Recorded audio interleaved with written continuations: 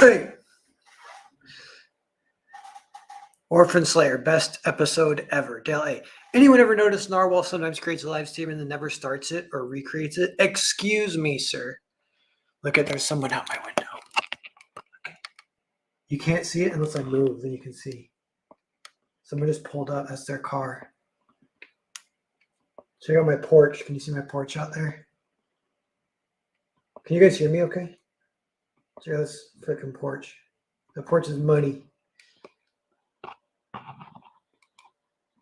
What's up, Paulus Arts? What's up? Oh, dude, my webcam is like hot. Son of the. Cool. I'm gonna crack an energy drink. What do you think about that? It's night and I'm drinking an energy drink. What does that even mean? Means I'm being self-destructive, burning the candle at both ends, living life.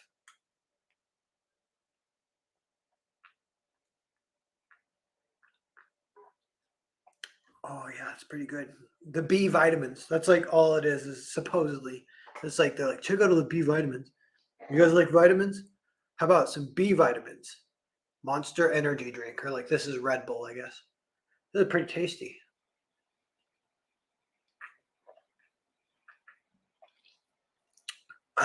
Caleb Reynolds, what's up? Dear man, what's up? I got a few ideas, something to do. One thing, I'm cyberbullying and shaming the chat if you haven't backed Earthbound. Although I bet all of you have. A lot of people have. It's been a good couple of days, winding down, 2 days left, getting kind of a lot of people at the last second picking it up, which I'm stoked about. And Ethan said he'd help me close out too, which is awesome. And so I think we'll close out. I'm pretty sure maybe Monday at midnight. So maybe I'll go on with the Kings or something and close it out a bit. There'll be lots of fun. Hype Wizard, what's up? He says the taurine is good for you. Yeah, maybe. That one has too much sugar, I realized after I bought it. I usually buy sugar-free, which that's not necessarily good for you either, but sugar is not so great. But I don't care once in a while. It'll sometimes give me a headache if I drink too much sugar, but then it just the headache lasts for like half an hour and then I feel better. So I'll like go into sugar coma. I'm like, ugh. Sometimes that's a good way to stop shit. That's how I stop. If I need to stop something, I hit rock bottom usually. Like if I had to quit smoking, I just smoke so much that I hate it and then I quit. Same with drinking, kind of.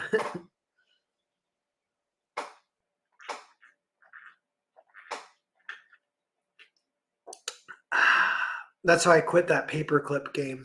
That goddamn paperclip game. Lost 4 hours of my life to that shit. But I beat it though, I guess. But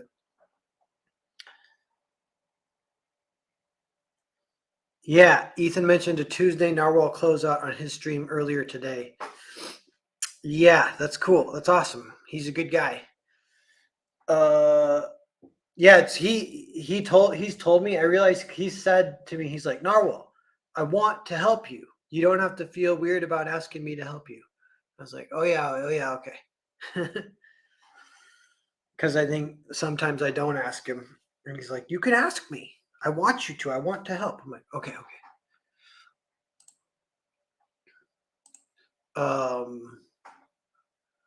Dele, rock bottom is how I kicked my crystal meth habit. See, that's what I'm telling you. Just bounce. It's physics. You got to hit rock bottom so you have something to push off of to get escape velocity, to beat the gravity of your own addiction.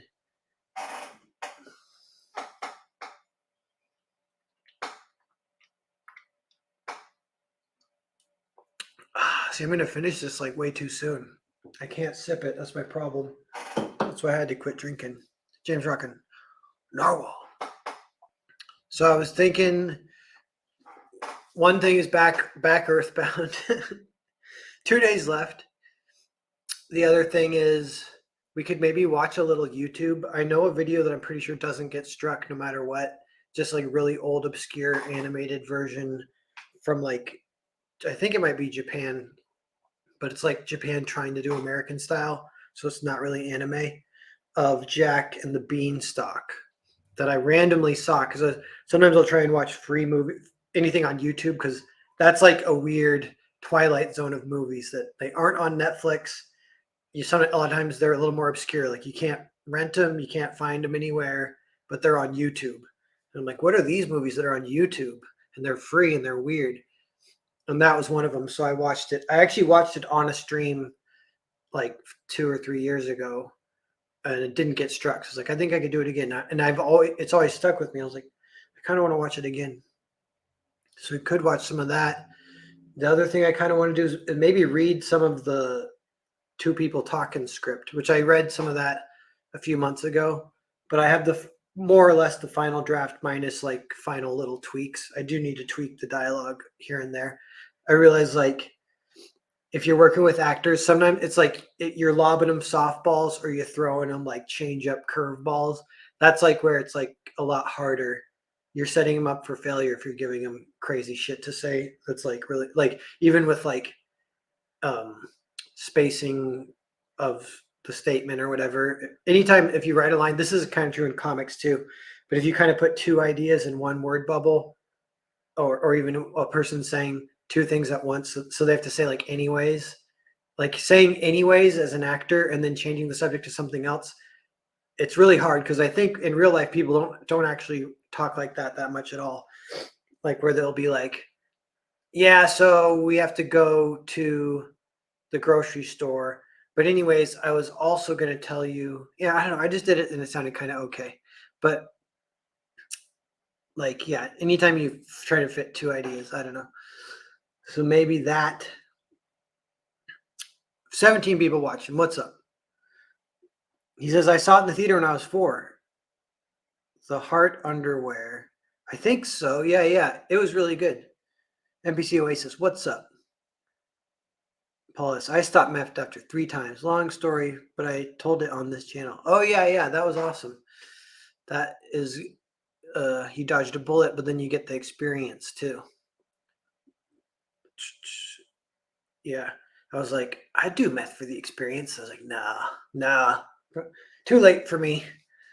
Maybe as you get older, actually that might be true that when you're older, it might be a little harder to get addicted because your brain's already like solidified. So you're not building pathways anymore. So then you could do a bunch of hard drugs just for the experience, kind of. But I still don't know if I want to do that. The other thing, I got a random like kind of mini rant. Maybe I'll get the. Hold on.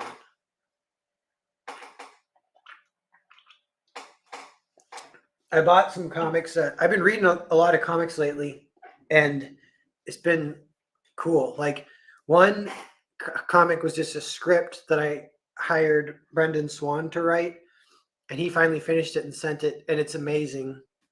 He does Disintegration Street, which is live now, and it's the final edition. So you can. That's a long epic tale.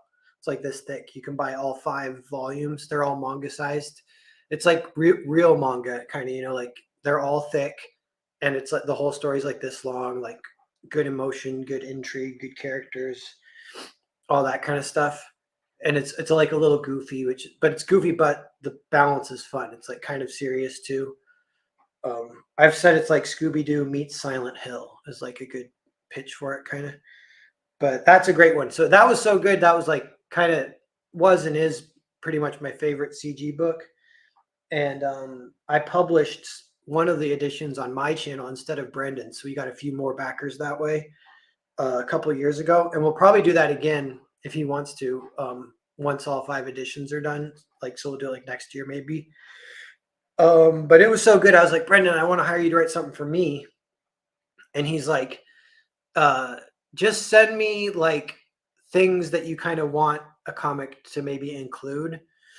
And I think he was saying for it to be sort of like a JRPG style adventure. And I sent some tropes, and I have my the working edition of my inspirational pocketbook, which has the list of all the tropes. So I picked a bunch of fun tropes, and then I sent them to Brendan, and he's like, "This is exactly what I wanted." And then he went off and wrote this thing, and I think he came up with like all the concepts that made it amazing. But even the pitch, like I don't know, I don't know I think I can like pitch it. It's like the young man discovers this sword that it's actually a king who's been cursed, and his daughter, because he discovered the sword, he is then because it kind of lifts half the curse. Then he's then bequeathed to the daughter, so they're going to be married. And that's like, but they have to go to this floating castle in the sky to make the wedding legitimate. And then a lot of deities, once she's been unearthed, they want to come and marry her instead of him, because whoever marries her gets like the ultimate power, and they're not sure even what that it entails exactly. But then it's kind of a little bit of like a comedy, because the guy's like the lad, he's a treasure hunter, and he's like, I'm too young to settle down. He doesn't want to get married. And it's like really great. So I was reading that and I was like, man, I can't believe my life. I just get to read awesome scripts that a dude sent to me, and I'll read, sometimes people will send me scripts that I didn't pay for. They're just like, will you read my script? And I can't read hundreds, but I like reading once in a while scripts and catching up and stuff. And that's always kind of fun. So you're like reading stuff that doesn't even exist yet. And in that case with Brendan's script, it's like really good. So I was like, man, I'm getting like, nobody in the world gets to read this except for me. And it's like really good. Like that's kind of fun. And then I'm doing a show next week with uh Sanders. Hold on. What is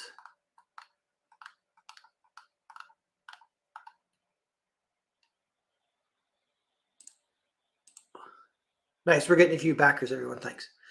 Jason Sanderson. Is that his name? Jason Sandberg. Why did I say Sanderson? Jason Sandberg. And shit, he's got a comic too. I don't know. It's the energy drink is making me not be able to think of stuff of what his comic is called. Jupiter. His comic's called Jupiter, and I read it and it's great. That one is really cool too. And that goes with a little bit of what I'm getting at, slowly building a stupid point here. But we do a show once a month where we read a semi-obscure old comic and just talk about it. He's got like an encyclopedic knowledge of awesome old comics. And so he was like, let's read Salome by Craig Russell or whatever. And I was like, okay, I'll find it online, buy it on Comixology. It's not on anything. I couldn't find it. It's actually really rare. And it costs like $100 at least, maybe $200. So I told him, and he's like, I'll scan my version. So he scanned it and sent it to me, and I read it today.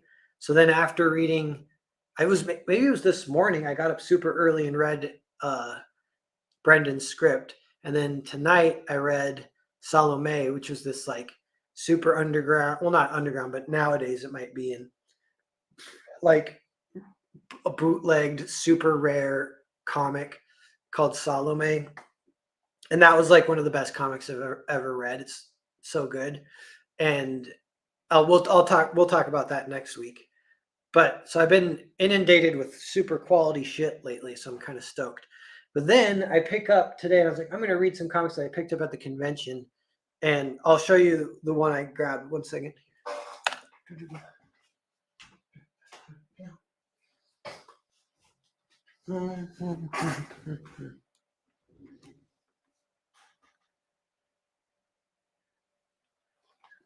Boom. What's up? What's up, Jamie Max, NPC Oasis, everyone? 20 people. Thanks for being here. We're just hanging out. Back earthbound, maybe 2 more days. Yay. So I got this at the convention. This isn't exactly indie, Remender and Bengal. Bengal's one of my favorite artists. I saw this was his like debut in the American market, kind of. Remender pulled him over. Do you guys know Remender's deal? Because I'm bringing a little bit of like a bias to this, where I think a lot of these like older white guys that didn't side with Comicsgate, they're like cowards pulling up the ladder behind them, and they severed the artistic relationship of the generations. I just think they're the most cowardly pieces of shit ever. And I think he's one of those, but I don't know for sure. Maybe he's cool. And and I got this Mark Millar, Mark Millar is not one of those. He actually has come out in support of like basically like Comicsgate, like I don't know. He's based kind of, and he does get some shit for it, but he like whatever. takes it and stuff. So Death and Glory. So this I read the very beginning of this. It's pretty good. I need to read more to really know if it's like masterpiece or whatever. But it's like, and that does not count as like my gripe. My gripe is with this. After reading a bunch of some really good stuff, then I read Death and Glory. I was like, yo, there needs to be a word for some of what these old white guys who pulled up the ladder behind him because they were like guilty or whatever. They like pretend to be SJWs and stuff. They all what it's that this is it's like Netflix pitch mixed with an AI could have written it. And I don't necessarily like using AI as a derogatory thing, but that is an apt way to describe it. Like I was reading the beginning, and it's ironic now that all the hacks are super scared of AI. And one of the reasons is because this is like this is my theory. I think I know a little bit of what's missing, and I know a little bit a path forward of how we can like fix shit. And what we need to do is shit needs to get personal again. Shit needs to get like it, and that means like Salome. That's about like an Egyptian kingdom in the time Jesus was around, and like that is still personal, partly because the only reason it's based on an Oscar Wilde play, and then like J.P. Craig Russell or whatever, the only reason he would make that comic is because he loves that content. So for that reason, it's very personal. And so I'm not saying like it needs to be autobiographical, but so in that sense too, like there's a lot of like it's like the word could be like love, like J.P. Craig Russell loves that play, loves Oscar Wilde, and then that shows through on the page with that project. And that an AI can't do that seemingly. I don't know if you could put the prompt in like to get like some legit, because it's not talking about having like emotion within the story. It's like a little bit more of like a meta approach kind of which is always a little dangerous, but that's kind of what I think a little bit more what we need of like, because I bet you this has plenty of fine emotion in it and fine storytelling, whatever. But this is like some fake ass shit. It was pissing me off. I don't know. It was like I read for like 2 or 3 pages, and I'm trying to. So I'm worried I'm giving pitching Remender too much shit. Maybe he doesn't deserve that much. What did he do that was good? I know he's famous, but um, but this Netflix mixed with AI prompt writing has got to stop. And check this out. So on the back cover, it says a cocktail that's equal parts Smokey the Bandit, No Country for Old Men. Unique and inspired. You won't find anything like it on the shelves of your local comic store. That's from the Oregonian. I'm like, yo, if you're comparing this to No Country for Old Men, this is an embarrassment compared to No Country for Old Men. No Country for Old Men is personal. It is a masterpiece. This is a piece of trash. And I don't know about Smoking the Bandit. I haven't seen that, but here's another one. Feels like the start of a Coen Brothers flick. Fast, slick, dark, and brutal. Death or Glory is our new obsession from the Nerdist. I'm like, yo, again, like if you compare it to the Coen Brothers, and kind of that's like a No Country for Old Men kind of thing too. The Coen Brothers shit is personal as fuck. This is not personal at all. Like I can give you a little bit of an example. I'm trying to think what like one of the things like of a what like personal thing, a little bit like a word that you could sort of replace with it is like authentic, I guess. Sometimes I'll sense that shit isn't authentic and that pisses me off. And that doesn't mean you need to like write what you know. Like I'm trying like so it starts in it with a diner and poor rednecks are working at the diner, and there's like some banter, and then like a serial killer comes in and kills them. And the banter is like not authentic. It's like AI generated. It actually the prompt for it is like, give me what's it called? Give me edgy jokes that make rednecks look stupid, kind of thing. And then like redneck cliches and edgy jokes.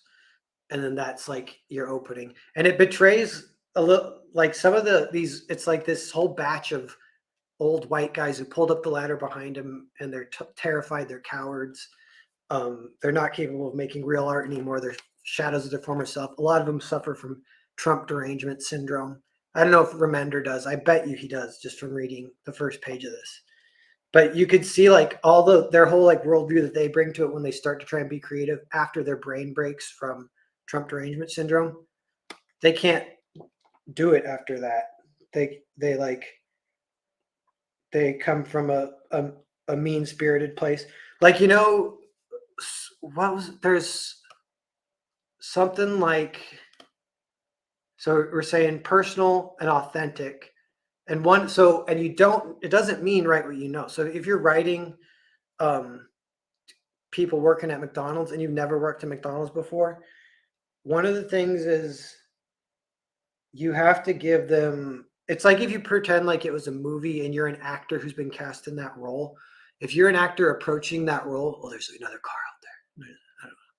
If you're an actor approaching that role, you have to have compassion for that character. If you hate the character you're playing, you're going to give a bad performance. And if you write as a writer, like actors are like the step above writing in some ways. And if the more you can write like an actor, approach it like that acting is like at its best, it's even more of an alchemical, insane process of creativity, of like where the magic kind of stuff happens. And that's like the personal, the authentic. You have to tap into that as a writer. And it's not like it's impossible or even that hard.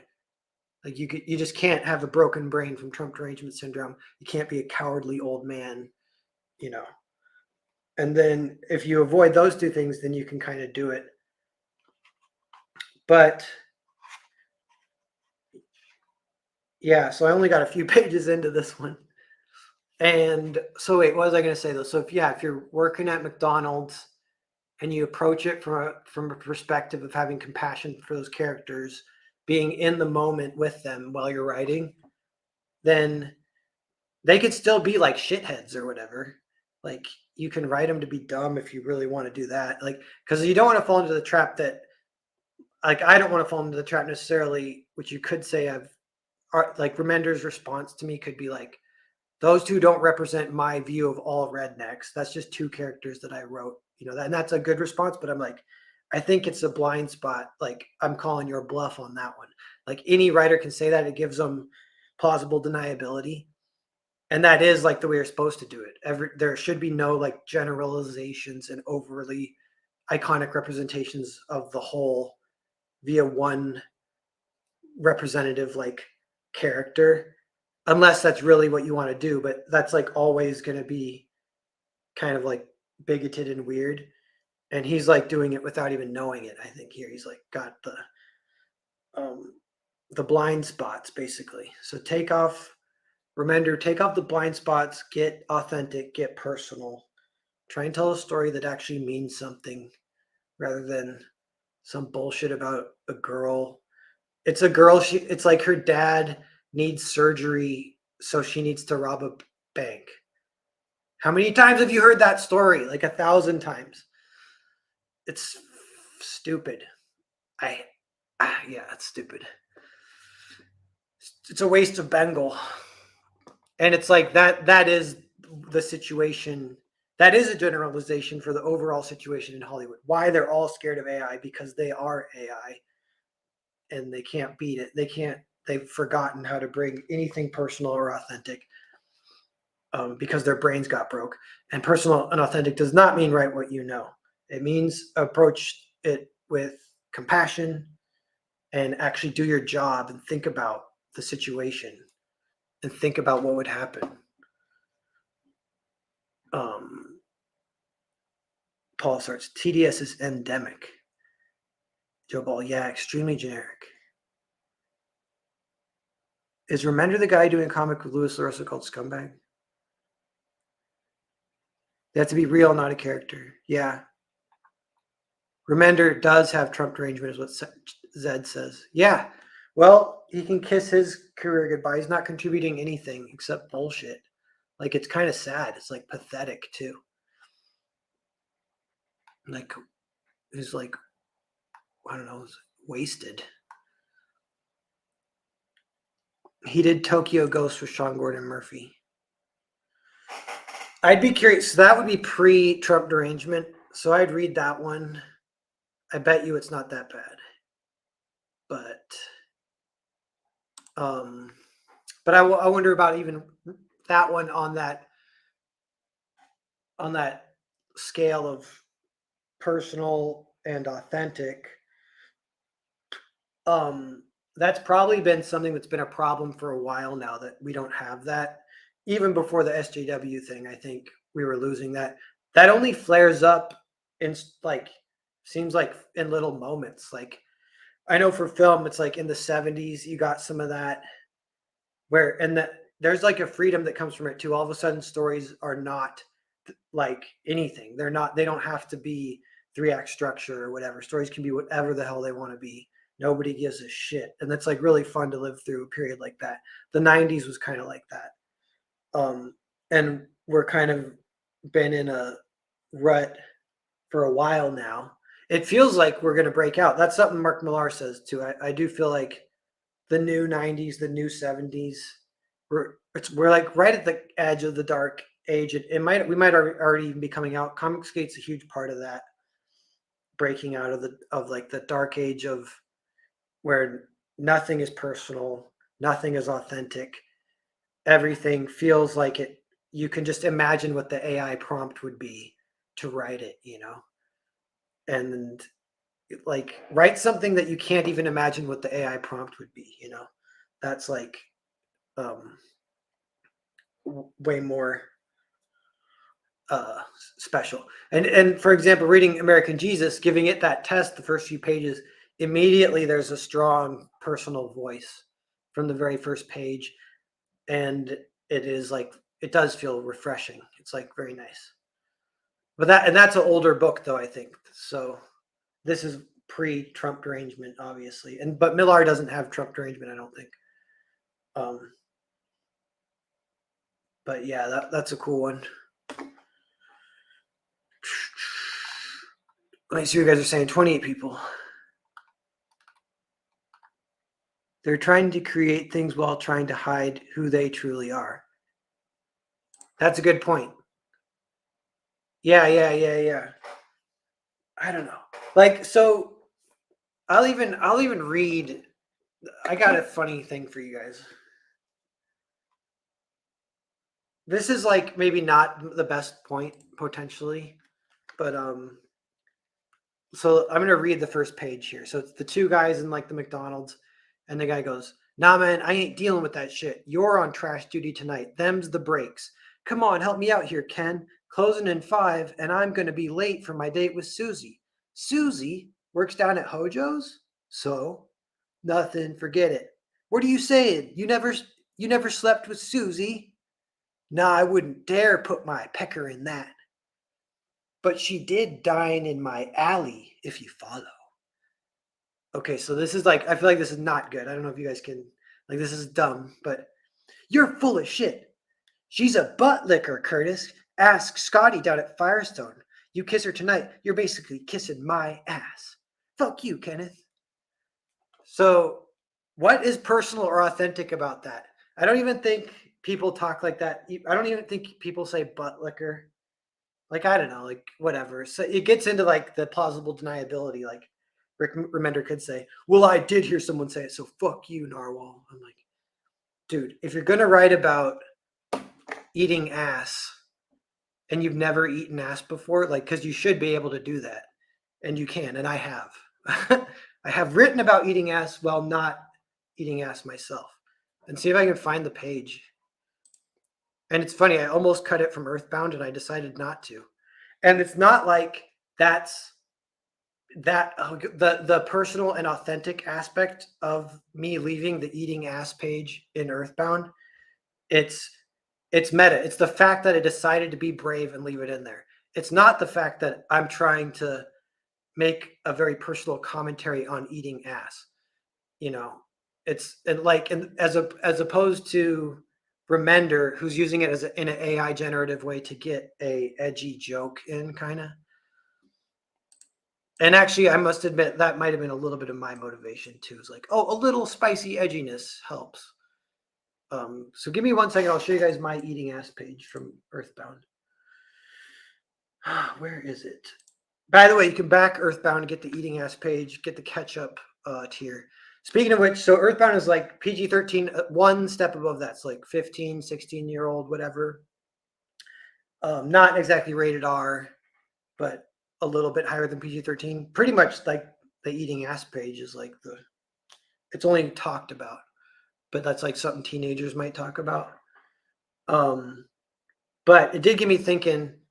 I do want to do like a truly all ages comic sooner or later. I think the Brendan Swan one might be that, and it's good.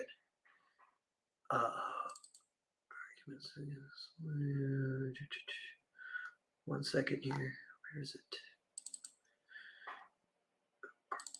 Earthbound second print.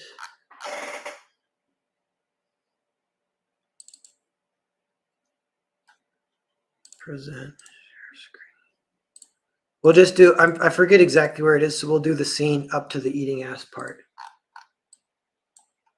So he goes, "Where's WizKid? No call, no show. Who's going to keep the bench warm? Good one, coach. Game on, boys. You should just blast everyone. That's a bad idea. That's what Spaceman is doing. Really? Yeah. You should be playing. I'd rather be doing this." And what are you doing? And what exactly are you doing? I'm your head of intelligence. Is that what you call it? You could blast the ref and swing the game in our favor. She has the gun that can mind control people. So they're looking for targets, kind of who is strategically advantaged. They might talk about that. You mean would the ref do what I wanted without me giving him orders? Yeah. Oh, could you blast the ref and swing the game in our favor? You mean would the ref do what I wanted without me giving him orders? Yeah.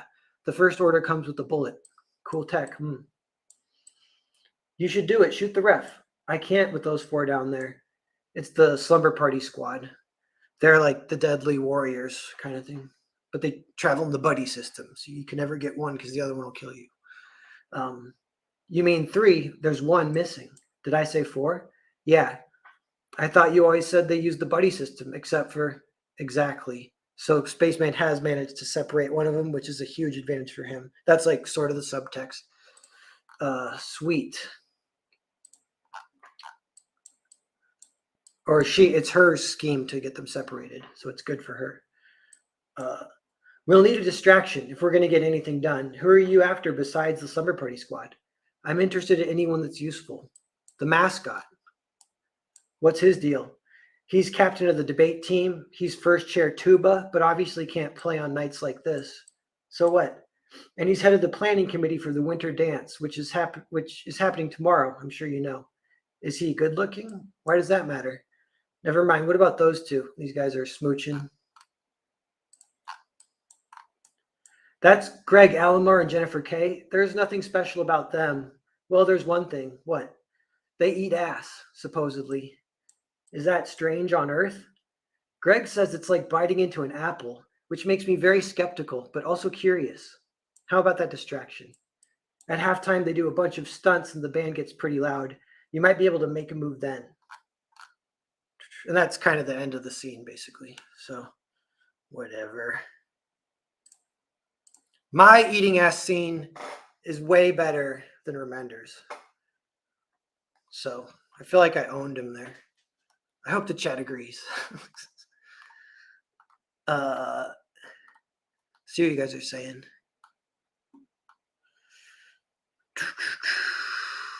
Yeah, Millar's great. People are talking a little bit about that. Joe Baltaki and Try Hard. Yeah, that's the Death and Glory opening.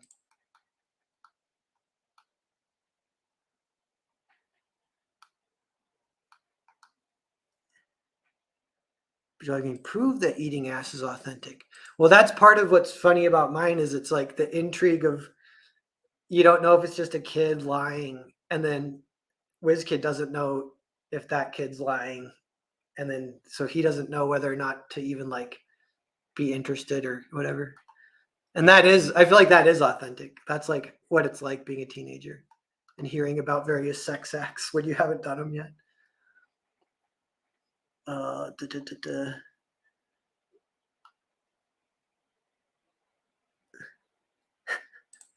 They'll never beat the line. She sucked 37 dicks in a row.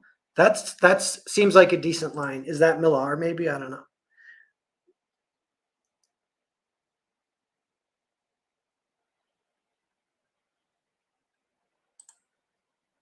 I meant the character.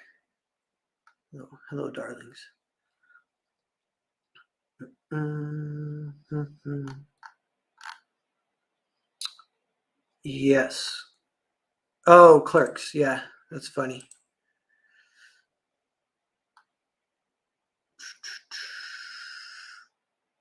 So that kind of does that end my rant about basically we need more authenticity. Um,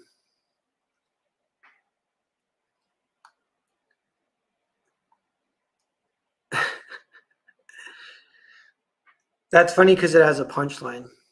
The two lines go together.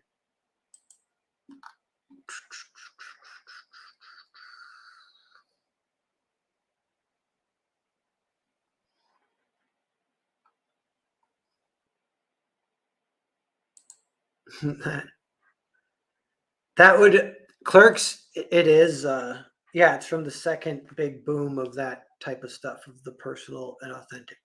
It doesn't mean though they have to be slice of life movies. Probably like Tarantino would count in that a lot, and he.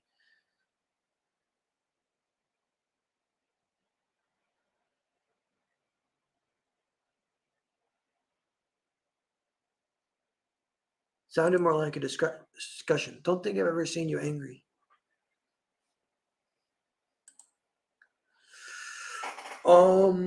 So now the question is, do we watch a little of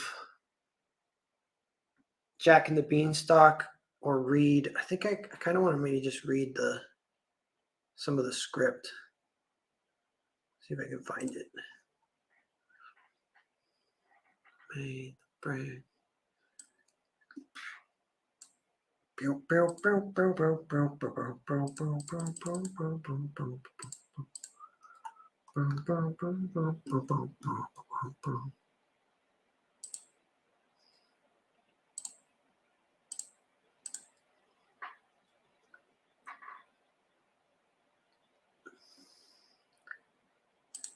Oh, look at!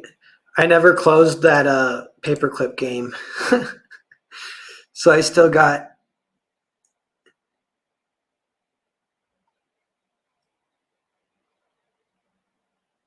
I don't know. There's nothing to buy though, so I beat the game. Like there's no projects you can buy. So now it just keeps going up. I should just close it, but I will. I'm going to close it. Moment of truth.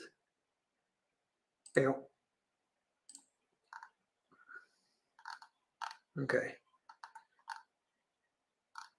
Now 31 people watching. We'll read some of this. Might be a little boring, so feel free to leave. I've read some of it already, and it is a good test though, because you read it to the stream, and if you don't get super embarrassed, then you know it's not terrible, kind of. And so maybe I'll just do that test again, I guess. But it already kind of passed that test. I'm actually kind of excited to share it. So I want this to be the movie that I want to make, and it's just two people talking for most of it. But it's still kind of entertaining, and I think it does. I was like, what's making it work? And I think one of the things it's got going for it is kind of personal. It's got not exactly authentic necessarily. Maybe some of that's like accidentally there because I don't know. Like this is like an older married couple, and there's some okay stuff there or whatever, but definitely some personal stuff about like some of the insecurities about being a creative person and living a creative life. They're like in this story kind of pretty. I don't know like to what level of directness, but if it's like banging you on the head as a major theme, or if it's just kind of there, it'd be better almost if it's just there. Really.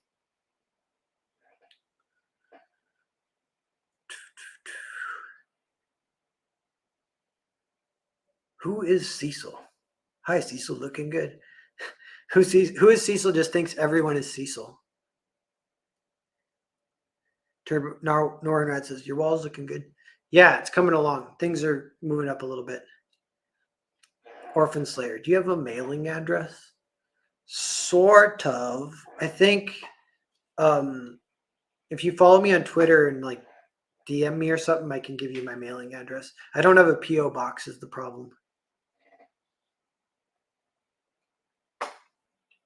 Are you asking because you want to mail me something? Or are you just asking? That would be the first. You know what this tastes like? Ugh. It almost tastes like the melted ice popsicles from you sip at summertime or whatever, which is okay, but I'm kind of over it now. It's like it's not even super sweet, but it's like, like melted popsicle. It feels like I'm drinking melted popsicle.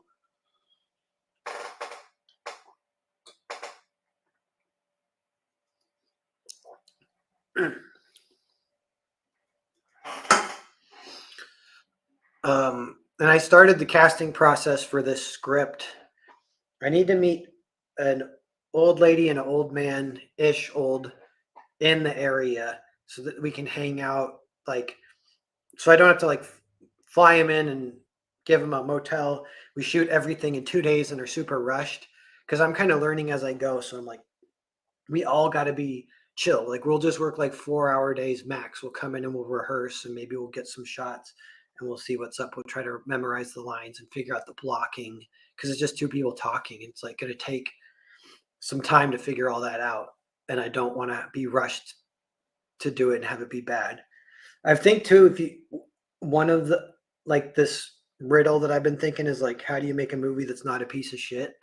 Because I've worked on multiple movies and they always suck. And so many things have to go right for it to be good. But I was like, you know what? I just want to do is like, I want to make sure the script's good. And then I want to make sure the performance and acting is good. Like if it was a play. And then I'll worry about the camera and the sound like last. I'm not even too worried about that yet. But I'm like, if we could just do it like in my house as a play just for us three, that is like a good place to be. From there, we're like empowered, like, okay, now we can do something, but we got to make sure it's good. And a huge part of that is it is like, this is one I think people forget sometimes if you list the things that need to be good, like scripts got to be good, acting's got to be good, blah, blah, blah. But blocking is like, that's one of the things that Steven Spielberg is best at. And that's kind of when a lot of people forget. They mentioned it on Red Letter Media. They pointed out a low budget movie and a high budget movie. They're like, high budget movie, they're always kind of moving around, changing positions. They got stuff to do while they're talking, blah blah blah. And the ways that they move around will also like give subtext and commentary to the discussion and what's happening. Like Spielberg will have that kind of stuff even happen. Like he'll frame like if it's an argument and he'll frame kind of like two people on this side of the screen, one person on this side of the screen, but they're in a triangle. So he can move the camera and it will just move the person from one end to the other. So then they're blocked with the other person. And he will do that as like that person's opinion sways and they start to side with the other person. Spielberg's like framing it that way.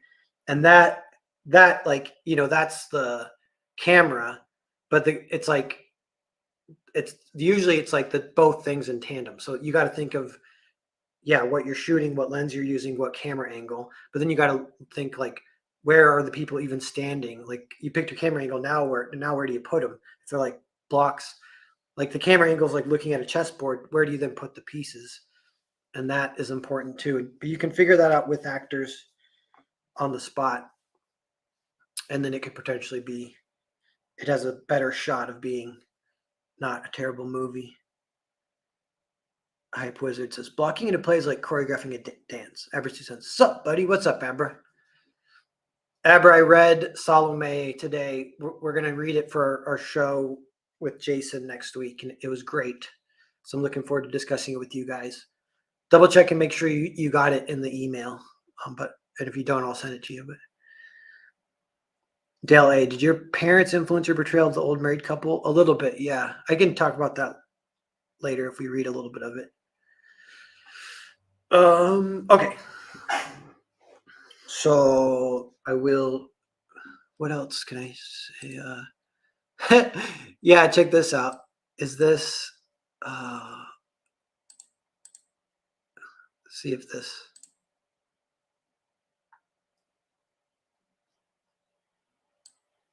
Is this? Can you guys see this? This like mug. I just bought that mug. That's for the first shot of the movie. So I have the prop now. It hasn't come yet, but once that mug comes, it's going to open on that mug underwater with like maybe like a paper tea bag packet or something floating down into it. And it's a metaphor for the whole movie of how we get ideas. And it's in the sink, and the sink's slowly filling with water. So I'll just use my GoPro to get the shot. I feel like it will look cool and like splashy water. It'll be hopefully a tiny sink. You know, if I put the GoPro on one and this mug at the other end, you get a good frame. Like you don't want the camera to be too close, but GoPros are super wide, so it'll probably work. And yeah, then the sink's slowly raising, so it adds a little bit of like tension while the credits are running because people will be like, the water's gonna overflow. And the old man and the woman are kind of not paying attention to it. They're doing other stuff. Old man's walking around writing his notebook and shit. Yeah, so okay, everything is on the table. It's called that because when I was there's other reasons that might come up that you'll see, but when I was writing it, I was like, if I'm going to write a low budget movie that I can shoot myself with only 2 actors, everything has to be on the table because that's the only way I'm going to be able to finish it, to make enough like things to keep the audience entertained or whatever. So I'm like, all right, everything's on the table. Meaning, you know, I wrote like, what is even on the table? I'm like, gibberish. Gibberish is on the table if I wanted to do that. That would be sort of meta. Like if they randomly started speaking gibberish, it would make no sense. It would be entertaining for like 10 seconds. You could buy 10 extra seconds. But is it worth it? Maybe not. But I'm like, I will. If I want to, I will have them speak gibberish. And I do put just a little bit in there at random points. Okay. Interior house, underwater shot using the GoPro in the sink. We see a ceramic gnome's head that functions as a cup. Something floats in the water falling into the cup. A metaphor for the entire movie, kind of. Water is splashing down, the sink is filling. And then we see a Sharpie, a close-up on a Sharpie. A thumb clicks off the cap. We can hear traffic nearby. Someone writes, live and die in the book, and circles both. We see a man is thinking. Exterior neighborhood, a stick banging along the bars of a side rail over an overpass. Click, click, click, click, click. A man is walking with the stick. The old man is walking. It's the same man. The man is walking through the neighborhood, the park. This is a normal walk for him. He sees some wildlife, a deer taking a crap. Some cars zoom by. I don't know how much I would use there. It's just kind of for the credits, and the credits are only like potentially a few people. So, you know, the gnome shot might just be enough with a little bit establishing that he's on his evening walk. He takes these to try and think about what he's going to write the next morning, kind of thing. Outside, because he's a writer, a woman is carrying a box out of the basement, seemingly ignoring her sink. She passes some flowers that have been chomped by a deer. In the sink, the water is higher. The dishes in the sink are being submerged. The Sharpie, we see him right above live and die.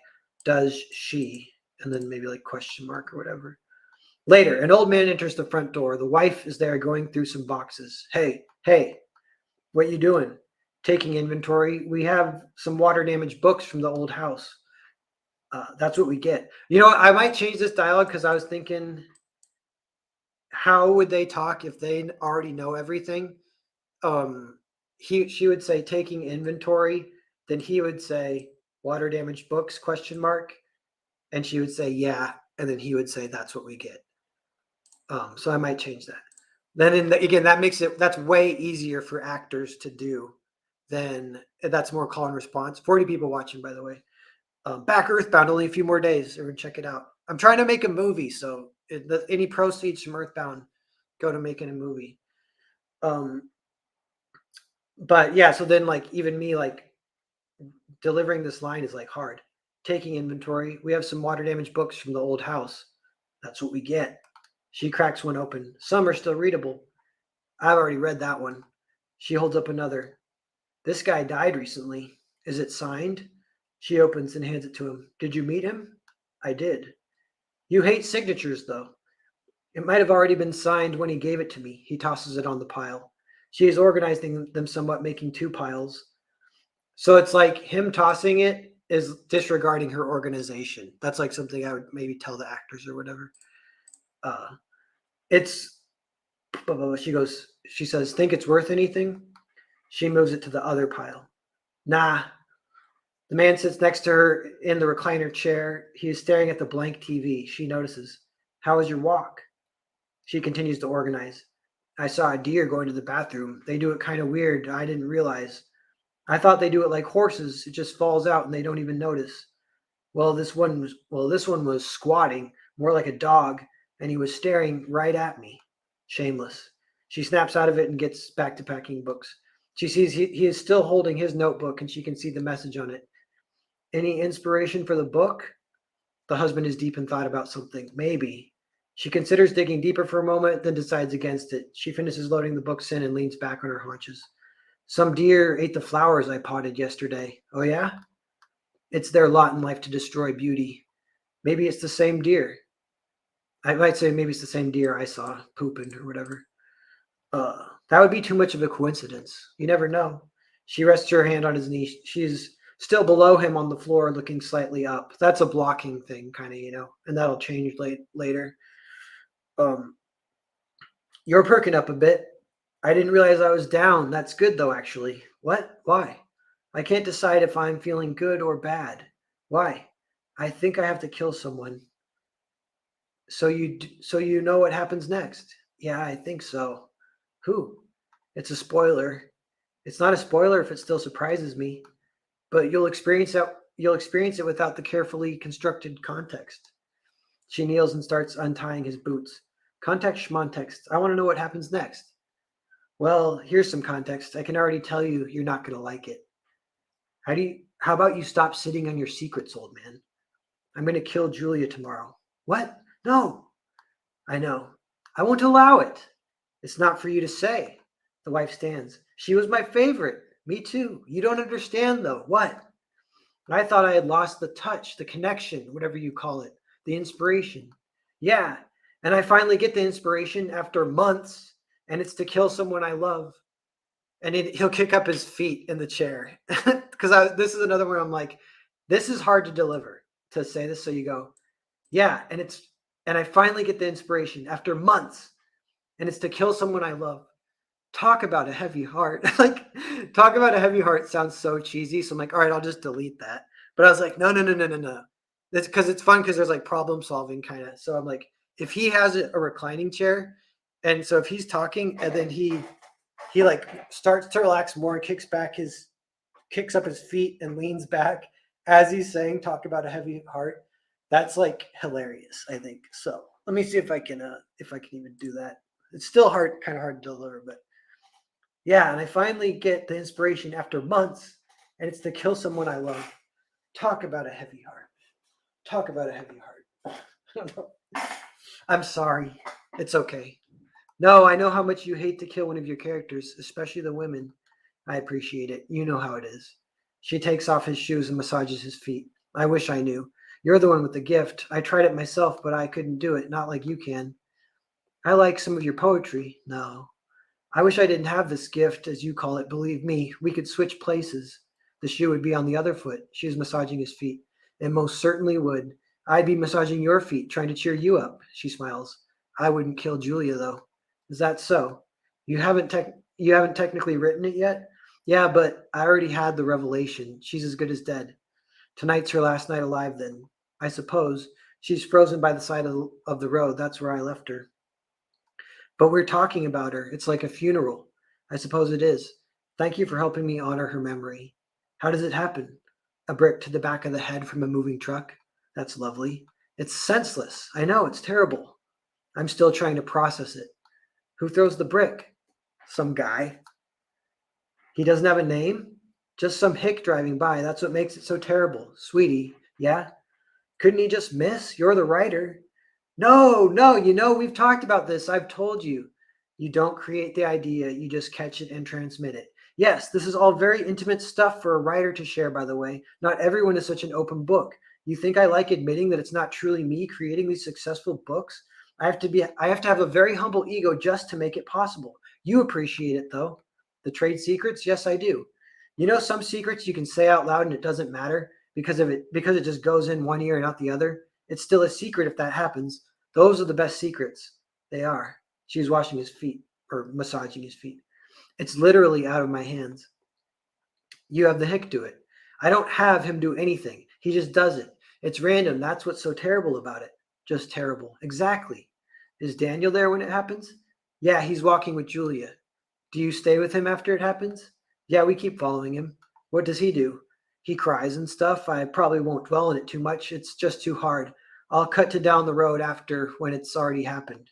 Does he get revenge? Revenge? Does he kill the hick? The hick's in the truck. Well, how does he throw the brick and drive a truck at the same time? There's another hick driving, two hicks. He's sitting passenger seat. Yeah, that makes more sense. Why do you care so much about the hicks? I'm just trying to get a picture. It isn't the Kennedy assassination, it's a brick, a fateful brick. Exactly, it's fate. I keep thinking about that hick. Why would he do that? He's evil, he's a piece of shit. And you don't follow him after that? No, he just drives away and that's that. It's terrible, random. It is. You don't like randomness. It doesn't matter what I like when it comes to this stuff. No, you're my audience. Listen, I was going to leave this as a surprise, but I'm going to dedicate the book to you. Thank you. So tell me, are you guys picking up that the husband is a complete asshole? But like I don't know, I kind of it tickles me a little bit, and that's the thing that it's a little bit personal or whatever. Because I'm definitely like kind of making fun of the husband, but I'm a little bit making fun of myself just a little bit.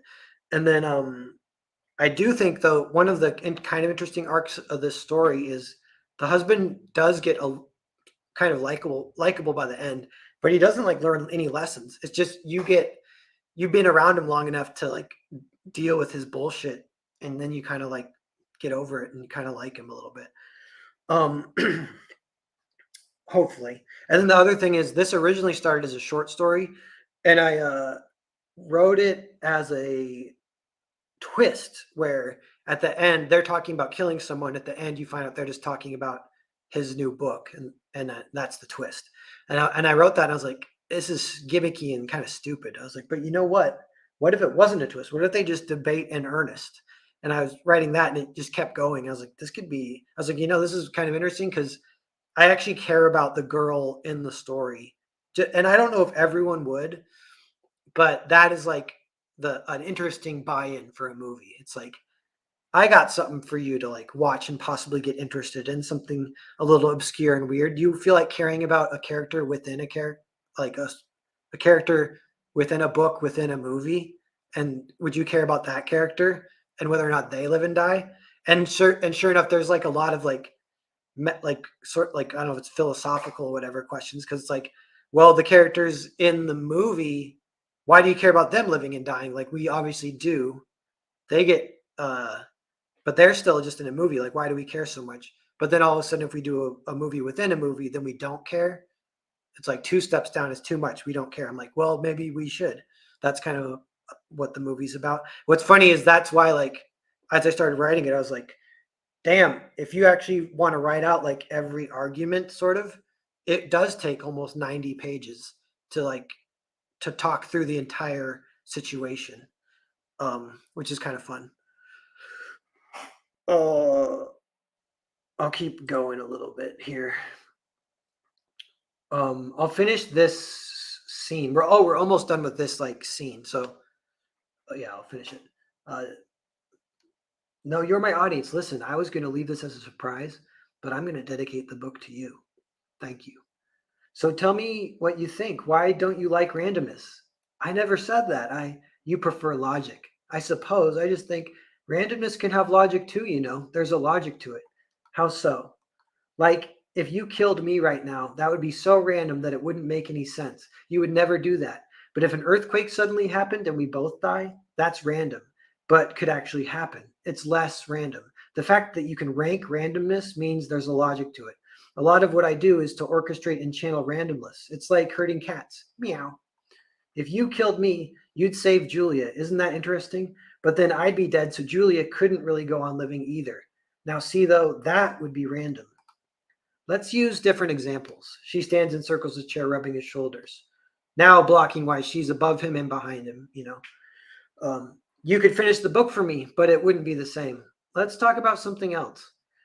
And look, I make it sound like I'm the one with the gift here, but really it's being able to talk to you about this stuff that helps me so much. That's your gift. And your gift is just as, if not more important than mine. Behind every great man is a great woman. Exactly. I'd be nowhere without you. I truly mean that, honey. Not to change the subject, but have you had a chance to plan dinner at all yet? What would you like? Just a nice meal. I don't care what. I trust your instincts. Are you hungry? He does a so-so face. I will be soon. That's the end of that scene. So maybe we'll read another. I still like. I'm not bored yet of my own story. What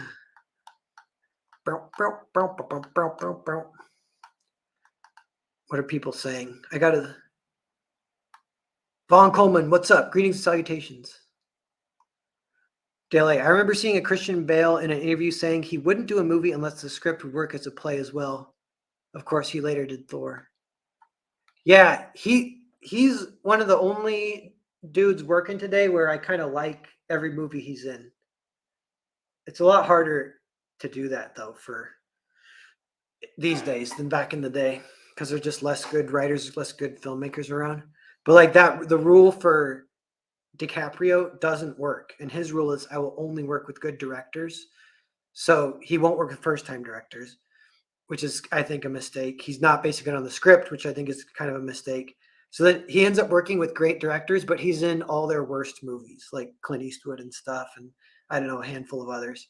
But then he works with Scorsese a lot, and those are pretty good. But still, it's like only half of his movies are like super legit. Yeah, and he's kind of the biggest movie star. Well, look who it is. How long before? Yes, bang, bang, bang. Everyone remember to back Earthbound. 37 people watching. We're going over the script for this movie I want to make. This is like very minimalist. Two people talking as if like a play kind of thing. And it's legitimately kind of good, I think, or fun to read. So I'm sharing it. Richard Kale, start selling your sperm and blood to medical experiments to make the movie. Yes, that's what Robert Rodriguez did. NTM, sup Narnar, what's up? Noah and Vaughn are here, the two youngins. They can duke it out. They don't like each other because they occupy the same space. I don't know if that's true. I'm just joking.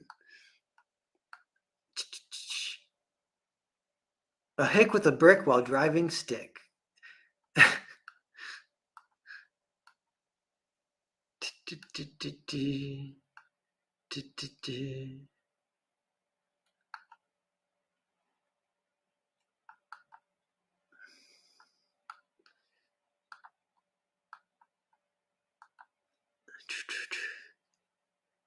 When she says meow, she does a cute little paw swiping action. Yeah, maybe.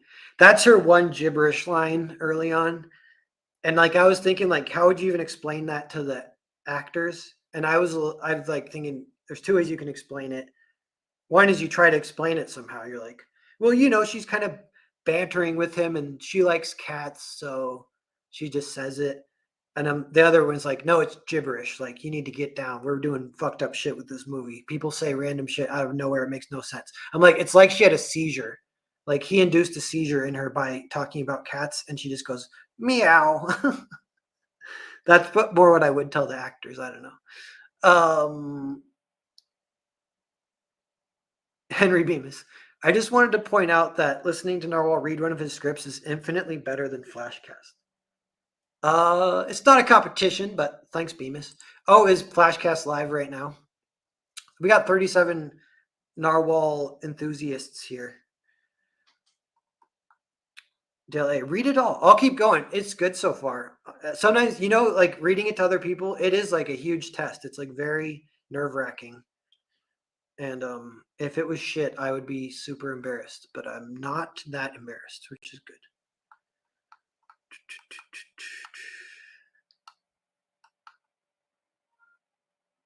Hype Wizard, make a scrolling banner. I should. I don't. I gotta figure that out.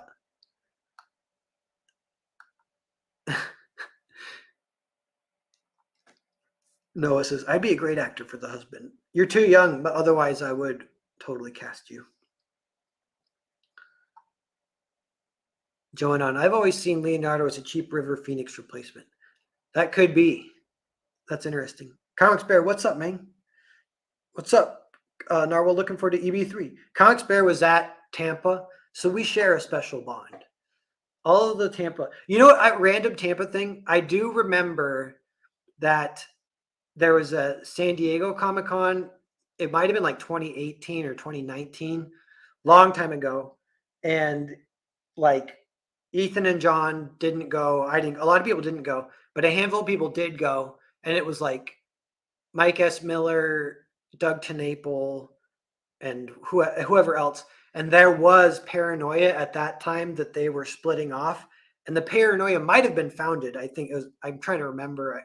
I feel like it was a little bit more like, oh, they're like scheming down there. They like met in person and they're scheming a CG break off revolution, whatever. And which then did happen, but it didn't go quite as good as well as they'd hoped, obviously. And I was like, that is a little bit of the weird reaction that Malin specifically is having to Tampa. I think he's having flashbacks of thinking it through that lens of the San Diego Comic-Con. But I just remember that, oh, it did happen before. Like, it is weird. If you meet in person, people feel left out and get jealous. And maybe it's their right to be paranoid, you know, but definitely in Tampa, not. We were talking a lot about how cool it would be to meet everyone else in person who wasn't there and trying to figure out the best way that most people could meet. That was my whole thing. I was thinking the whole time is like, this is absolutely the best thing ever. Meeting in person is so great. How do we do this more? How do we get more people? You know, how do I meet Ethan? How do I meet Tucci? Ethan and Tucci were kind of top of my list. I was asking people, I'm like, you've met Tucci? They're like, oh, he makes you feel like a king, man. I'm like, you met Ethan? How is he? They're like, he's so great. You got to meet him. He's so great, just like in online or whatever. I was like, sweet. Can't wait. Yeah, and I kind of forget exactly where I was going with that, other than meeting in person is badass. Oh yeah, because freaking that was one of it was so great that it did justify itself. Just the fact of meeting in person was so great with a lot of people, meeting the fans, meeting fellow creators. It was so refreshing, so needed, so special. And then it does, I think, like Kelsey took it personally, and I don't take it personally because it wasn't even directed at me, but I think that was Kelsey and Malin. Some of their like fight was Malin saying, you shouldn't meet up in person unless you can make money. And Kelsey saying like, no, it's worth it to just meet and be friends with people. And yeah, Malin was kind of taking a kind of weird argument. I definitely side more with Kelsey on that argument very strongly. Especially because if you just think about it logistically, like Ethan has even said this, it's like the cons, it pales in comparison to what you make online anyway. Even a good con, it's like it doesn't matter compared to online. So online is for making money, cons is for meeting in person. And yeah, you can get best of both worlds. Shane has kind of made that point, I think, and I'm okay with that. But so some random input. 40 people watching. How's it going, everyone? Average 2 cents. I love Tampa. Yeah. Noah says, "Oh, Narwhal, I watched Inglorious Bastards for the first time this week, and it reminded me of your interactivity theories." That's cool. That's good to hear. That I love that movie, and it is like what I don't know what the word would be. It is like a class itself. Yeah, it's like Tarantino throwing down the gauntlet of just being like, we need to remember how to do suspense, people. No one even remembers how to do suspense. Like, there hasn't been a good suspense scene in like 20 years. Let me just give you 3 in one movie, and they're all going to be 40 minutes long. And it's like, damn, I can't believe you did that, Tarantino. That's crazy. He kind of keeps doing that after he learned it too, because he didn't do that too. There is a lot of fun suspense in Pulp Fiction when Butch has to go back to get his watch. And you know another funny thing about that? Speaking earlier, I was talking about personal and authentic, where it can't be written by AI. Doesn't feel like it's written by AI. Doesn't feel like it's a Netflix pitch. Some of the soulless, old white comic writers who are cowards, they're all can be replaced by AI now. They all got broken brains from Trump derangement syndrome. They can't fathom like fun, authentic details, like loving a watch so much that you'll risk your life to go back and get it. Like that's such a cool, personal, weird, authentic detail. It doesn't mean Tarantino had to live it and bring it from his own life. It's just really digging into the character, really thinking about it, and you start to get away from things that would be like prompted by an AI.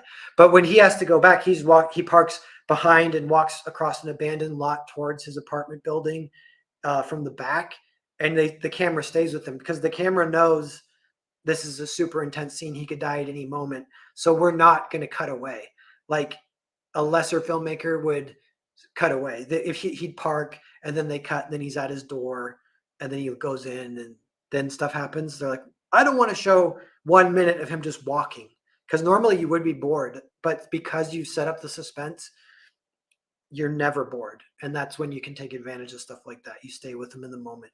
I have a lot of videos like that on my YouTube channel. Everyone should check out some actual like documentary style, fully edited videos talking about interactivity, talking about some of those scenes even.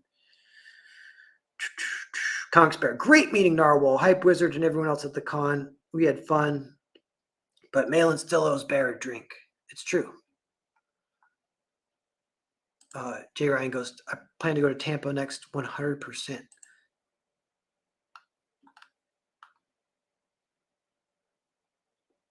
Why did EVS give you the name Narwhal? It was my like fake comic name, fake comic company name, and it appeared on my account when I logged into the StreamYard with him. And so he's like, "Is your name Narwhal?" And I was like, "Yes." And I don't know why I said yes, but then from that moment, that was my name, and it was not Pear. Yeah, but RJ times J Ryan. The other thing I'm hearing is what freaking Vegas, Vegas. It might be even Vegas instead of Tampa. So keep your ears open. I'll let you know too. But okay, back to reading a little bit more of this script, maybe. The reason why those people are desperate to maintain control of the supply of media is because they know if normal people are given a choice, they won't choose woke trash. That's true too. Except, yeah, there is like an escape velocity to like media or whatever, or like super dope shit where like even I think talking for example about Disintegration Street, which is like written by Brendan Swan. That's my favorite CG book. You can get all 5 volumes now. If we got any mods, post the link to that in the chat even. But if you read all 5 volumes, it's like that thick. It's like straight up legit manga, a pretty long, epic, fun story, mystery, ghost story, like Scooby Doo meets Silent Hill, and it's great. But that one, it's like it's kind of like a cult classic. I mean, before it even is a cult classic, you're like it, but I'm like, how? I feel like that there's a point where if that somehow got boosted by like the satanic system of media, say it was plugged in and suddenly it was on like Adult Swim, or it was getting ads from Image and written up in magazines, people saying it's great. There's a point where it would happen and it would take off and people would realize, damn, this is some good shit. But because it's super indie still, it has like 300 loyal readers. Earthbound's kind of like that too. Earthbound's like 400 to 500 loyal readers right now. So slowly growing is the word of mouth. Same with Disintegration Street. The word of mouth helps it, but it just goes kind of so slow, and it's like the math of it. But there's a what is it like? Kind of like the escape velocity. There's a point where enough people liking it, it would actually spread and break and compete and actually replace the mainstream media. And we haven't really hit that yet. But that point is out there, and it could happen at some point. I'm not even exactly sure how. Like ISOM's a little bit like that. It's like, especially if ISOM's really good. Honestly, it is really good. Um, but if it has to get kind of like mind blowingly good, like kind of like Disintegration Street is, I think. Like I don't know if ISOM is quite as good as Disintegration Street, but Disintegration Street has slightly less accessible art potentially, even though I love the art. But there's weird things you're kind of fighting against, and some of them are just like they're kind of like just beliefs that aren't necessarily true, but people all kind of believe them. But then there is something to be said for whatever, for like if you look at Isom's art and then look at Disintegration Street's art, people are like, well, one's good, one's bad. I'm like, not really, but I can see how one's a little more mainstream than the other. And like, would that ever flip even? I'm like, if that flipped, that would be like probably a good thing, I think, actually. But checkpoint. That RPG trailer was kind of sweet. Is that, I don't know what that is, what you're referring to there. Is that with Disintegration Street? Imagine being able to say that you had many loyal readers back in 2008 before crowdfunding as an indie. Yeah. Dele, yeah, Von Kloss does some great books too. Totally. Okay. Next scene. So one of the everything is on the table tricks. If you got two people talking, there's a couple tricks I learned. I watched a bunch of movies for research that are two people talking, or like people in a room talking, and I'm like, usually they're talking about something outside the room, and that's the movie. So like that's like Reservoir Dogs, Tarantino. When they get back from the heist, they're talking about the heist, and that gives them a lot to talk about. The reader, it's very fun, very interactive. You're kind of trying to piece together what they're talking about. So obviously this is doing that exact trick. That's the same with like almost everything. If you list those kind of movies, they all do that. 12 Angry Men, which is kind of, could be argued that's the best example. And that's not two people talking, that's 12 people talking. But yeah, they're talking about the trial and they're going over the evidence and stuff. And that is like really fun, a good way to structure it. So I was like, I knew I had that going, this would be working for it. And then the other thing is, I knew to give it, it's like you want to give it structure, but I don't even know if you can give it like 3 act structure, hero's journey. I don't know. But I'm like, I can give it structure where it's just changing up every once in a while. And I've heard that's what they do in novels. Like they say in novels to kind of keep the flow going, it's like just change it up. Don't let it be the same thing too many pages in a row. So I'm like, they've just been sitting here talking for like 10 minutes. And then I have them go to the kitchen and start getting ready for dinner and they start drinking. And that's like 10 minutes. And then more something else will happen. And it goes, it's 90 minutes and there's a change up every 10 minutes. And within those 10 minutes, they can be just split into, so there's sort of a change up at 5 minutes in the midway point. And with all that, that's hopefully enough to kind of keep it fresh as you're going. And that, by the way, is hard to do. Like I was lucky I was able to even sort of get some of that going. That, and that's what makes it successful if it does work, as like it's just two people talking, but it's not boring. That means you got some structure going on that's working.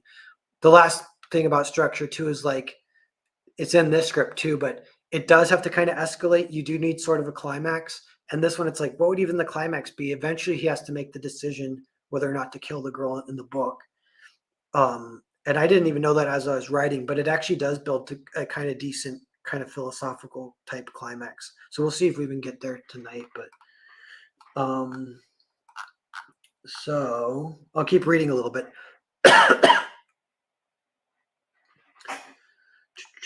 Later, in the kitchen, the husband is fiddling. He pours himself a drink. Pour me one too, would you, dear? Gladly. She sticks a meatloaf in the oven and sits with him at the kitchen table. There are 2 drinks. You still want to talk about Julia, don't you? You still want to talk about Julia, don't you? No, it's okay. No, I know you. See, I'm a writer. I read people, and you're my wife. Don't you think I could read my wife best of all? Makes sense. Logic.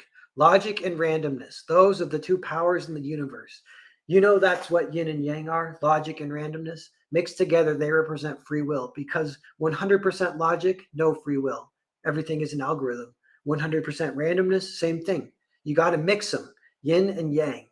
I always thought yin and yang were brother and sister just hanging out under an apple tree. There you go with that poetry again. Culturally insensitive, though. But it's okay. It's art. Art needs to be what it wants to be. That's our job. That's why Julia has to die.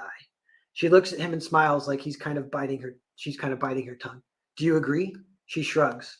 Speak, wife. As my whiskey takes effect and I slip into a simple sense of euphoria, speak. It only takes one sip. Isn't that crazy? Whose free will is it that Julia has to die? Is it you, the hick, or the brick? It goes higher than that, I think. Aren't you the one who's hurting the cats? I'm the sheepdog. I'm not the shepherd. What if a sheepdog went against the wishes of its master? Exactly. He could, but then he'd be what? Like you. No offense. None taken. I didn't want to say this because it sounds ridiculous, but it's like guardian angels, basically. Every writer has a guardian angel that gives them ideas. The idea being the concoction, the mixture of randomness and logic to breathe life into a story. And I do consider it a miracle. If you're up there, buddy, thank you. I just pass it along. So truly, if you're hung up about Julia's death, take it up with him. If an act of random violence is passed along in the real world, it doesn't come from an angel. Okay. If an act of violence is passed along in the real world, it doesn't come from an angel, more like a demon. Excuse me, my guardian angel is not a demon. No, it's just funny that in the fictional world, angels give orders to kill, but not in the real world. That is funny.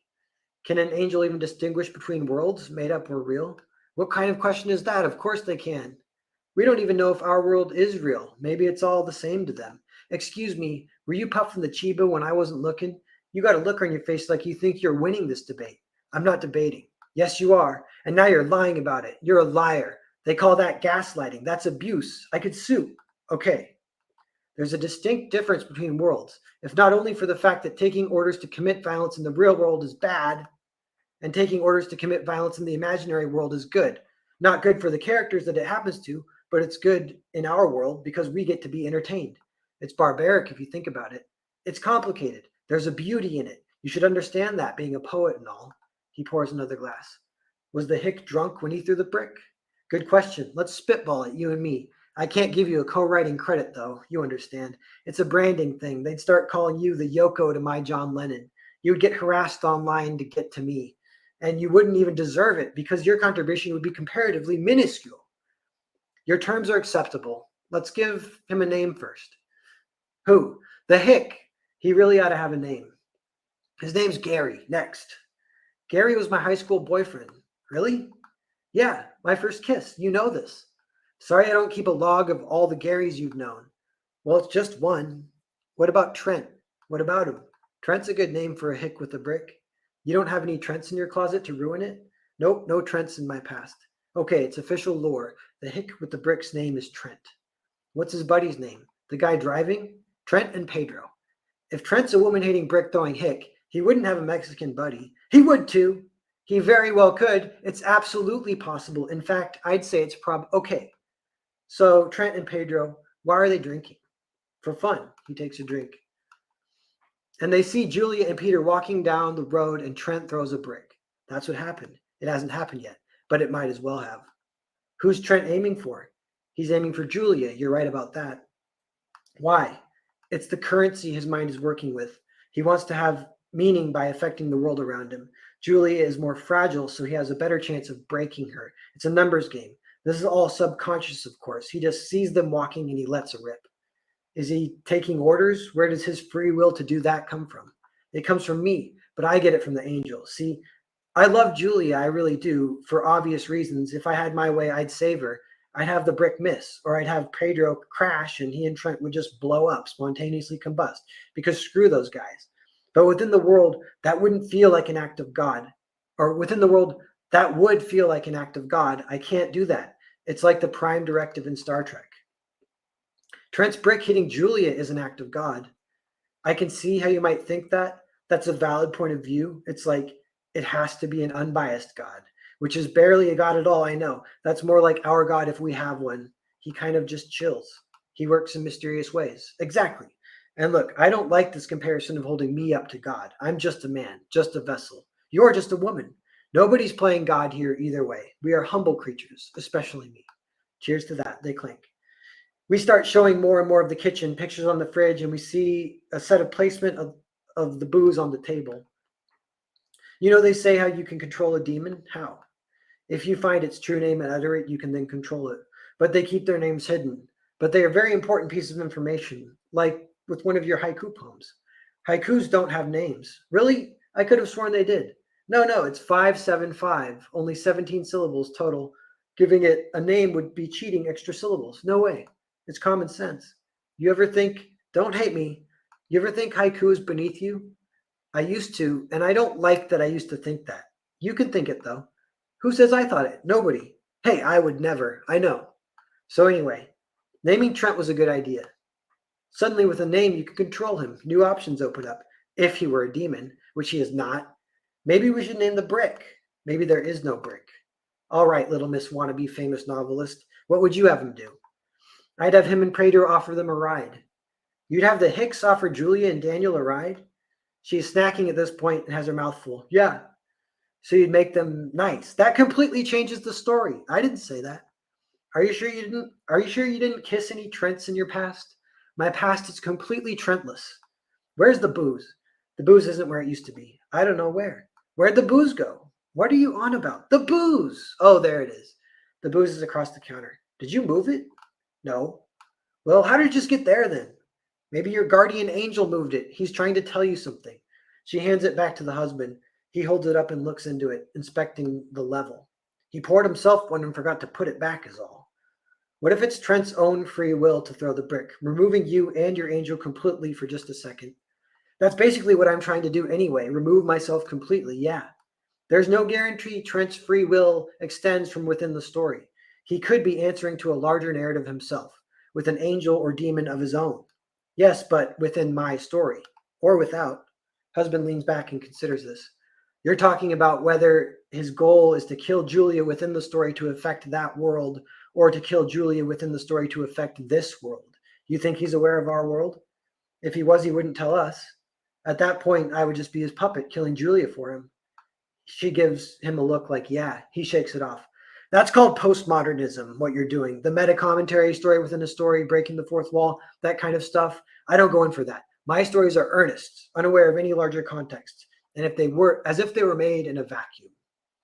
It could be happening without you knowing it. Once you breathe life into these characters, if you're really in earnest trying to channel the idea, you can't control if they could become self-aware or not. You're saying he could guess he's in a book and start randomly killing people just to mess with the author? Stranger things have happened in this life. That's not part of the idea, though. My angel never said anything about a postmodern serial killer. In your metaphor, there are multiple angels out there giving you ideas, right? Or giving ideas, right? And you just match with one. I'm not even sure it's a metaphor, but yeah. What if your angel is an imposter? He thinks. He really would be a demon at that point. She leans back like you better believe it. I put a leash on him, though. I gave him a name. That's as good as a fail-safe as any. That's not his real name, honey. The old man gets grave for a second. Do you know what it's like having writer's block? No. I think it's why Hemingway blew his own head off with a shotgun. I didn't know it was that serious. For me, it's not, but close. I wish. Why do you wish? All great writers contemplate suicide constantly. Well, maybe not constantly. The greatest piece of writing in all of history is about suicide. Carl told me the CIA invented suicide to defeat the Japanese in World War II. Who's Carl? I just didn't want it to be me saying that, so I made him up. Give Carl my regards. So Hamlet, that's what you're referring to, right? How did you know? You've gone on this rant before. Oh, should I stop? No, I want to compare and contrast with previous rants. Okay, anyway, so Hamlet is suicidal, to be or not to be, all that. He and Hemingway have that in common, but Hamlet didn't have the balls to go through with it is all. Just to be clear, you're not suicidal? I wish I had the balls to be suicidal. Maybe then I could actually put a dent in the universe.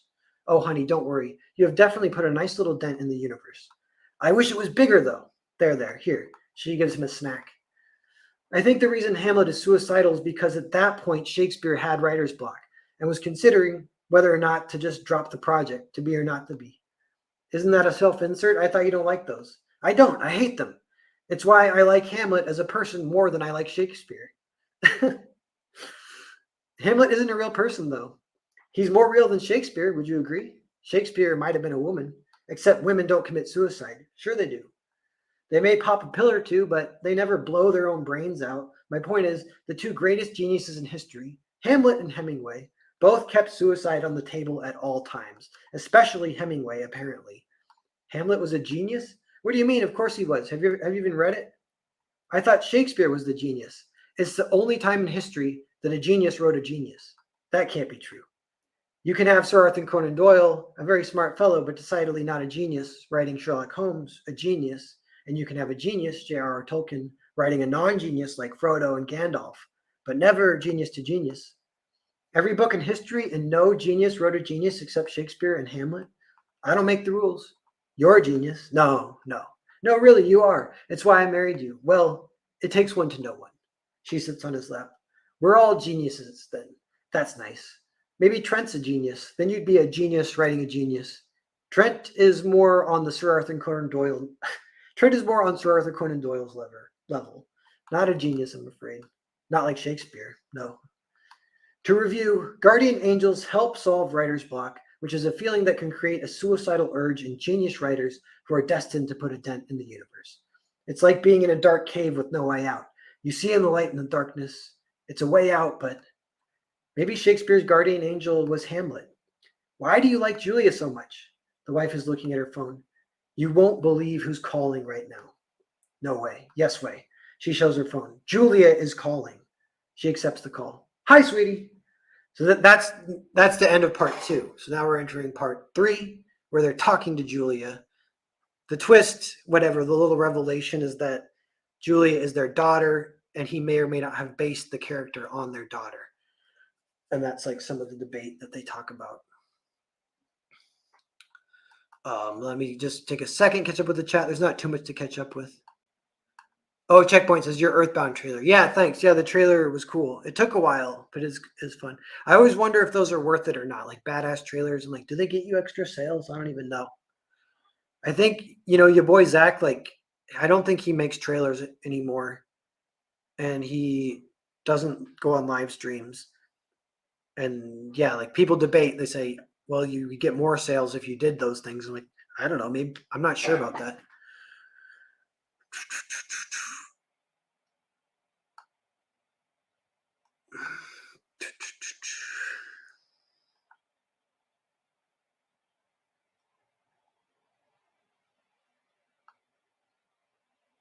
Delay. This writer is senile. His wife is very affectionate and supportive. Best trailer since Roach Balls. Compop, what's up? Yeah. Wonder. I think we got a couple sales on Earthbound. Cool. Well, I wish I had more. I finished my energy drink. Oh well. It's like a drug. That B vitamins, I need them. I'll keep reading because I like this part too. But then maybe we'll take a break. That'll be basically like the first half of the story. So I'll keep reading a little bit. Wife, hi sweetie. On Julia. Julia is in her car. We cut back and forth as necessary. The phone view that the husband and wife see is a low angle. Yeah. Cool, whatever. Hey, Mom, is Dad there too? Hey, Schnookums, is Dad drunk? Mom's drunk too. Getting there. I drink with you guys, but I'm driving. Drinking's bad for you, though. I feel like I should temper any encouragement with that disclaimer. We appreciate it. Your dad is going to kill you in his book. What? Your mom's a filthy liar. Tell her then. What's up? You're going to kill me? In my book. And I'm not going to. You're not even in my book, obviously. How could you be? That would be impossible. No, I named the main female protagonist after you. And now he's going to kill her. You're going to kill me? Why, Dad? It's not you. God, why did I name her Julia? Does she have brown hair? Julia in the car has brown hair. Yeah, Dad, does she? What does she wear? Does she wear one of those cool bomber jackets, even when there's no practical reason to? Julia in the car is wearing a cool bomber jacket. Yeah, Dad, does she? Quit ganging up on me. Answer the question, Dad. I don't know. I don't have any doodles of her. Surely you've described her in the novel. It's a 400-page book. You don't picture her in your mind? That's not how my mind works. Do you picture Julia? I picture Julia, yeah. Our Julia? I don't know. I just told you, I don't know. Shall we consult the manuscript? What did you really call for, Julia? What can we help you with? No, this is good. I just called because I was bored on this long drive. Go get the manuscript, Mom. She stands. Okay, fine. But listen, don't move anything in there or I won't know where it is. And just know I have everything backed up on a hard drive in a fireproof safe. So if you try to do anything like, I don't know, delete my life's work, just don't. Why? I would never. And frankly, that's a little far to imply that I would do that, honey. A few years back, a woman got famous because she cut off her husband's Johnson with a big pair of scissors when he was sleeping. How is that relevant? I'd rather you cut off my Johnson than delete my life's work. Well, you have nothing to worry about on both accounts. If you're trying to get me to hang up by talking about Johnson cutting, it's not going to work. It's a moot point. It wouldn't be it's a moot point. It would be too random, like as you like to say, dear. You'd be surprised, both of you, at the lengths you'd find yourself going to save Julia, apparently, as it should be. Please. The wife looks at the door to the study. Babe, she looks back. Here. He opens a drawer and tosses her a flashlight. Take this. I think the bulb went out and I haven't replaced it. He looks at Julia on the phone. I only write during the day. I rarely go in there after dark. I try to avoid it. It's a bit of a superstition. Dad, stop. Are you trying to creep her out? The dad is pouring himself another shot. The wife takes it. Liquid courage once more into the breach. What's that from? I don't know. Abandon all hope, all ye who enter. Abandon hope, all ye who enter. Exactly. She moves towards the door. Isn't your battery going to run out or something? Nope, I got full charge, Dad. Nice try, though. The husband is distracted. I was going to say real quick, one thing about this script is it doesn't pass judgment on drinking and borderline glorifies it because it kind of has fun with it. And I was like, am I okay with that? And I guess I am okay with it. But I personally kind of don't like drinking. I kind of quit drinking, And I wrote some books, like Foreign Agent is like a little bit about alcoholism is a big part of it. So, and some other ones where alcoholism is like super negative force. But this one is like not a negative force, really, alcoholism in this one. That's kind of just the way it is. The husband is distracted. What? Your mom closed the door. I thought she'd leave it open when she went in there. Go check on her. It's only been 10 seconds. As they walk, we see the wife entering the study. What's in there? The door closes behind her. She turns. She can see the laptop in the distance through the atmosphere of the room. My manuscript on my laptop. She steps forward. Her flashlight goes out. Fuck. What else? The wife. You son of a bitch. She bumps into something. Some books fall. She's on the floor now. Just a lot of books and shit. No big deal. She crawls to find an unplugged lamp. She plugs it in. No sharp paperweights or anything. A Rube Goldberg machine of sorts is activated accidentally in the room. It looks like a heavy object might fall on the wife, but in the end, it's just a ping pong ball. Something like that. A little visual spice because it's just been people talking. So there'd be some fun stuff I could do there. But something more simple, I might just stick with what he's about to talk about, which is the one award. Wife, son of a bitch. Well, there is a slew of my various awards over the years. The Nebula, that was a fun night. That one's made of metal, very top heavy though. My arm got tired the night I won it. I had to nestle it like a baby. Dad, should I warn her about the Nebula being top heavy? It's on the top shelf too. Yeah. She looks up to see a stuffed elk or an elk skull head on the wall. Hey, Betsy. She pops her head up. She sees the laptop and grabs it. Honey? Bam, the door opens. Wind billows behind the wife. She's holding the laptop. What? Look out for the Nebula on the top shelf. She plops the computer down. You need to let me in there to clean that place, Benjamin. That's the first time he's been named, I realized too. I think that's okay. Whatever. His name's Benjamin. She gets named later too, and I can't remember her name. Husband. Never. You need to let me in there to clean that place, Benjamin. Never. So where is it? Open the PDF, not the actual document. It's saved on the desktop. Post-apocalyptic road trip? That's the working title. Is it really post-apocalyptic? He shrugs. Page 10. She goes to it. Honey, you do remember. I remembered as soon as you opened the document. Isn't it funny how that works? She stepped out of the car. Her hair billowed out, choosing the wind in refuge from the sun like leaves in spring, transforming the light to a warm glow from her blonde hair. Honey, it's too purple. I gotta change that. I like it. With a swift gesture, she donned her black bomber jacket and swirled to face the desert of blacktop leading towards the Walmart. Bomber jacket! But she's blonde. I wore my hair blonde a few years ago. That's right. I forgot. Doesn't prove a thing. How long have you been writing this novel, Dad? A year. Shit. I remember. What? Okay, I did base it on Julia. We know. It's good he admits it, though. I remember too now, Dad. Do you remember? You were wasted at that baseball game. The husband is ashamed. Yes, I remember. What? I had had a lot of hot dogs. I was in a food coma, borderline blackout. Yep, hot dogs. It was hot dogs. What? He threw up on me in Game 7 of the World Series. That's not the important part, though. That's not what I just remembered. Then he was feeling pretty bad, obviously. We were leaving. I had hot dog chunks and stomach bile all over me. He was doing that thing where he kind of cries, but you can't tell if it's for real or not. Hey! Then he said he felt so bad he promised to dedicate his new book to me to make it up to me. You said you were going to dedicate it to me. I know. I forgot. He was wasted. Well, I can dedicate it to us both, I guess. Well, he can dedicate to us both, I guess. That's kind of sweet. I gotta pee. He gets up and leaves. Is he okay? He's fine. He's just letting off some steam. He thinks he has to kill the main character of his book tomorrow, who coincidentally happens to be named Julia and wears a bomber jacket. Not so coincidentally, perhaps. What do you think? I told him if it were me, I wouldn't do it, but I can't speak for him or tell him what to do. Maybe reverse psychology. No, he picks up on all that stuff. He's always one step ahead if you try to make it a battle of wits. Best to not just play the game at all. We see him peeing. He has a shelf right at eye line with another award there. And he's staring at that. So if she dies, she dies. I'm afraid so. What do you think?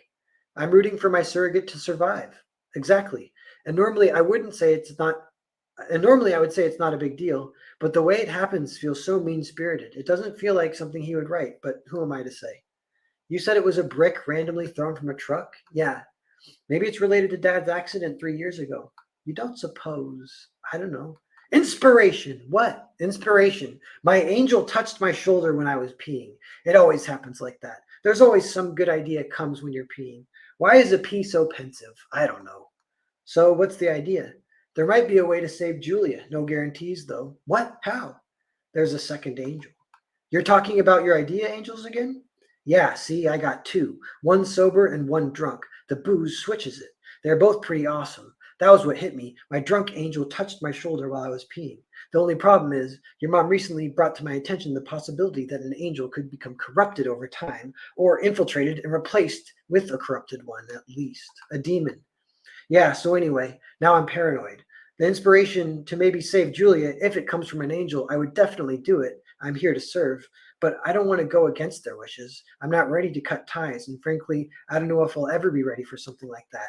My relationship with the idea angels is my reason for existence. They give me a connection to another world.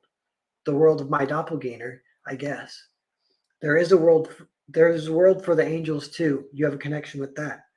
That might just be our world. I don't know. I don't know if you two know what it's like, how beautiful and terrible it can be when you write something and you know it actually happened. You know what it's like? You know what it's like? You know how Star Wars starts with the line, a long time ago in a galaxy far, far away?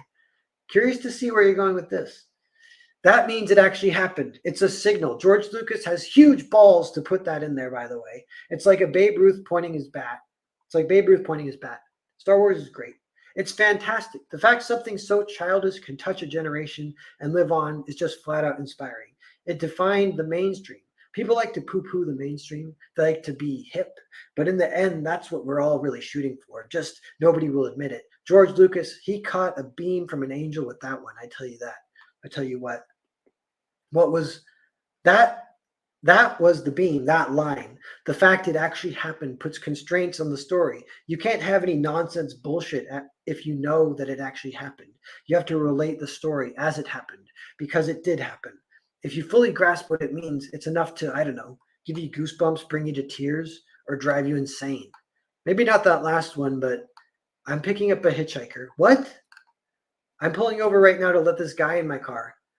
No way. She looks at the husband who shrugs. Julia, wait, don't do it. That's not a good idea. Isn't it illegal? The law is more for him than for me, I think. It's a he? Ben, tell her. Listen to your mom. Don't pick up hitchhikers. Have you ever picked up any, Dad? Do as I say, not as I do. Has that line ever worked persuasively? I don't fucking know. Should I stay on the line? You guys would have to be quiet. I mean, no, that would be weird. I'll call you later. Where are you even driving? Julia. Julia, she's gone. So I gathered. He closes the laptop. Ding. Food's ready. She pulls it out of the oven, a lasagna. Or did I say meatloaf before? Whatever. I'm not sure I want to kill my buzz. She looks at the lasagna. It has to cool anyway. If we want to save Julia, I have to stay drunk. You can just kill Julia. It's okay. What? It's okay. Are you trying reverse psychology? No, I just realized who cares? Do what you want. Kill whoever you want. Well, I care. It's not about what I want. And it's not about what I want. Yeah. What's gotten into you?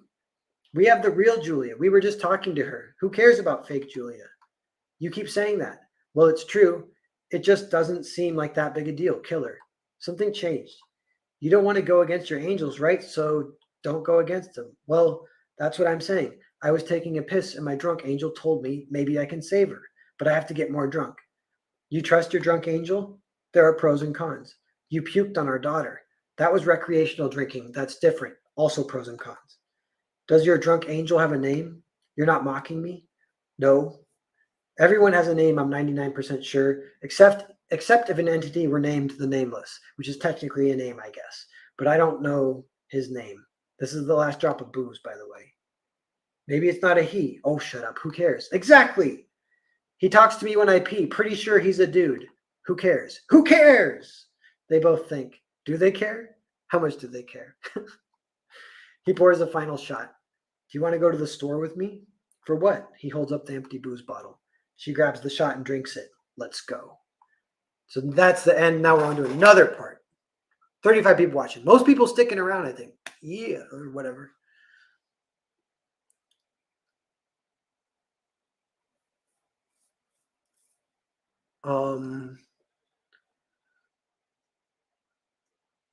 Dele, I thought you fell off the wagon for Tampa. I did. I drank at Tampa, and I don't regret it. It was. I'll probably drink at every CG meetup. I think my rule, is like if I get on a plane, I'm allowed to drink because that'll keep it. And I try not to get too wasted still. But JD Kirby, ha ha ha ha. What's up, JD? JD's always laughing. Dele, I don't know if parents would be that nonchalant about their kid picking up a hitchhiker. I picture that YouTuber named Shado as the writer. Yeah.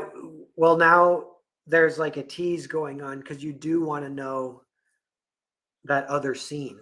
So it's like you want to know, well, what's happening with the hitchhiker?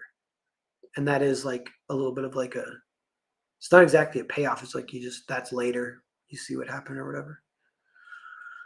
So I'm gauging my own interest as I read, and I am still interested, which is a good sign. So I might keep reading a little bit still here. JD Kirby, what writing software is this? It's Final Draft. Old like this. Oh, this is just a PDF, but I used Final Draft, a super old version. I can't actually type on this. It's just like. All right, I think I'm gonna keep reading a little bit here. Later, they are walking on the sidewalk in the evening towards the corner store. They are kind of hugging and walking at the same time, her head against his chest. Should we talk about real Julia or fake Julia? She's not fake. She's real too, in her own way. That's what I was telling you earlier. I don't disagree. It's just that it's out of my hands. So do you care or don't you? I don't care. But not caring too much is the same as caring. I'm just trying to remain neutral at this point. I'm just an observer. You're on your own little mission here. I just want to see where it goes. It's paradoxical. If the two Julias are connected, you would think that might make the fate of Book Julia quite important indeed, like voodoo. So goes one, so goes the other. But in reality, it just brings extra awareness to the fact that one Julia exists in our world and the other exists in a different world besides ours, completely disconnected, with only the faintest whispers of angels to give us any connection. To hold them both of equal import would be insane.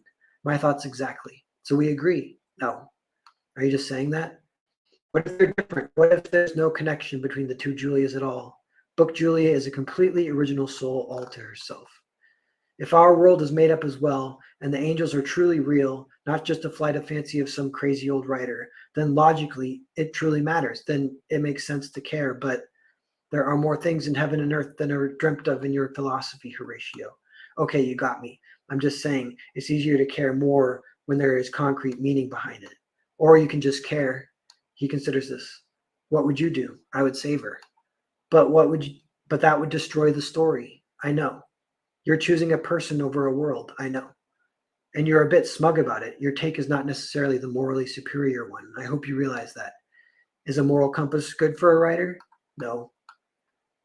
Do you think psychopaths write interesting stuff? No. The Unabomber Manifesto? Evil. You're the one. That's a little bit, I might take that out because it just doesn't matter. And it's like a little bit, what's it called if you're periodicalizing or whatever? No. Editorializing a little bit. You're the one who says you're just following orders. You know who else said that? Oh, that's low. That's a low blow. I feel like you're arguing in bad faith. I'm not arguing. They reached the corner store of the parking lot. Wait, I forgot my ID. So you go in and get the booze. I'll wait here. They won't check. You're like 60. I'm 58. And she checks. The wife gestures at the clerk. She's into rules, even when they make no sense. She doesn't check for me. Maybe she just doesn't like you. Either way, I gotta stay. Okay, wait here. I will. Cool. He walks off. She watches. As she watches her husband buy some booze, she makes a phone call. On Julie, we cut back and forth. She calls Julie. Hey, Mom. Hey, baby, how are you? Didn't we just talk a few minutes ago? How is the situation? Oh, you mean with the hitchhiker? He's right here. I'm 99% sure he's not a psychopathic killer. We see the hitchhiker. He's clutching his bag, very timid and passive. I know, I'm a little disappointed, honestly. She winks at him. So I'm going to give this guy a lift, then get a motel in that order. Do you want me to text you before I go to bed? On the wife. Please do. She's wandering, looking at some flyers on a pole on Julia. Okay, bye. She hangs up, looks at the hitchhiker. That was my mom. She was worried. Not anymore, though. So why are you hitchhiking anyway? Don't take this the wrong way, but you don't really seem the type. You're so mousy. I lost a bet. What? Really? What was the bet? I bet my friend I could drink a gallon of milk and not throw up. You should have known. That's the oldest trick in the book. I know. So the bet was if you puked, you had to hitchhike somewhere? Yeah, and film it. How do you film it? I'm filming you in secret right now. It's not a secret anymore. I know. Here. He holds up his phone. It's actually a live stream. A live stream? How many people are watching? He looks at his phone to check the number. 7. You don't say. Do you consent to being filmed? It's a little late for that. Prank shows always ask for consent after. Is this a prank show? Yeah. Are you playing a character? Yeah. So are you normally really cool and suave? Yeah. Were you telling the truth about the milk? Yeah. Okay, well, I consent. But the joke's on you, buddy, because this shit is never going to go viral. This is a terrible live stream, and your 7 watchers are probably bots. You can take this next exit and drop me off, unless you want to kidnap me. I don't want to do that. She takes the exit. She pulls into the parking lot. She's looking at something. Thanks for being a good sport. He grabs his bag and skateboard. Wait! What? Are you still live streaming? Yeah. I got some good shit for you. See that? Get a shot of that. She points. He looks. It's a Walmart. Just before I picked you up, my mom read a book to me that my dad wrote about a version of me who pulls into a Walmart parking lot. The hitchhiker doesn't get it. Cool. So I was thinking, damn, maybe this is all some fucking movie and we're all pawns. Wouldn't that be fucked up? But you never know when the camera's rolling because they can't shoot us all at the same time. They have to edit for what's good. Yeah, who's they? My dad says they're angels. Yeah, but that's not the point. The point is, I'm thinking that, and then it turns out in that exact moment, as I'm thinking that, I am being filmed. That's crazy. Are you an angel? I don't know.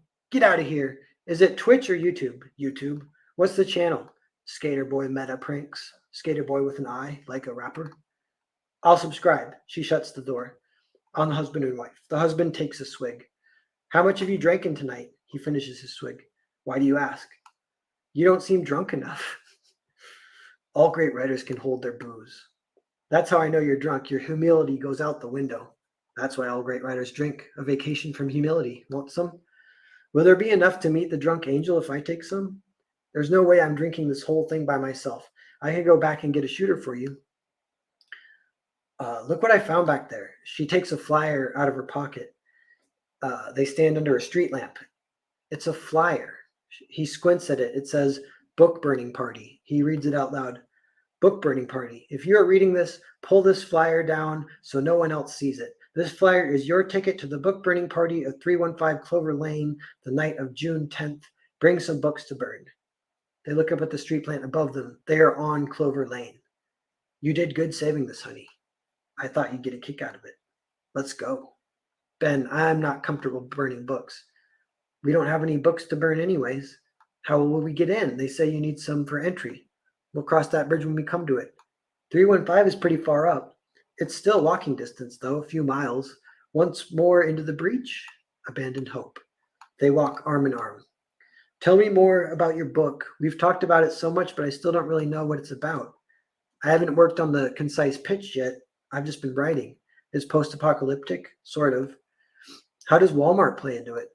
Everyone raids the Walmart. They take everything they can to survive: food, equipment, gear, tires, oil, wrenches, weapons. But there's still a lot of stuff left over that people don't need that doesn't get raided. Scented candles, potted plants, stuff like that. Children's toys, dog food. See, that's a separate thing. In any disaster, pets get it hard. They get forgotten, left behind. Sometimes they get strategically abandoned.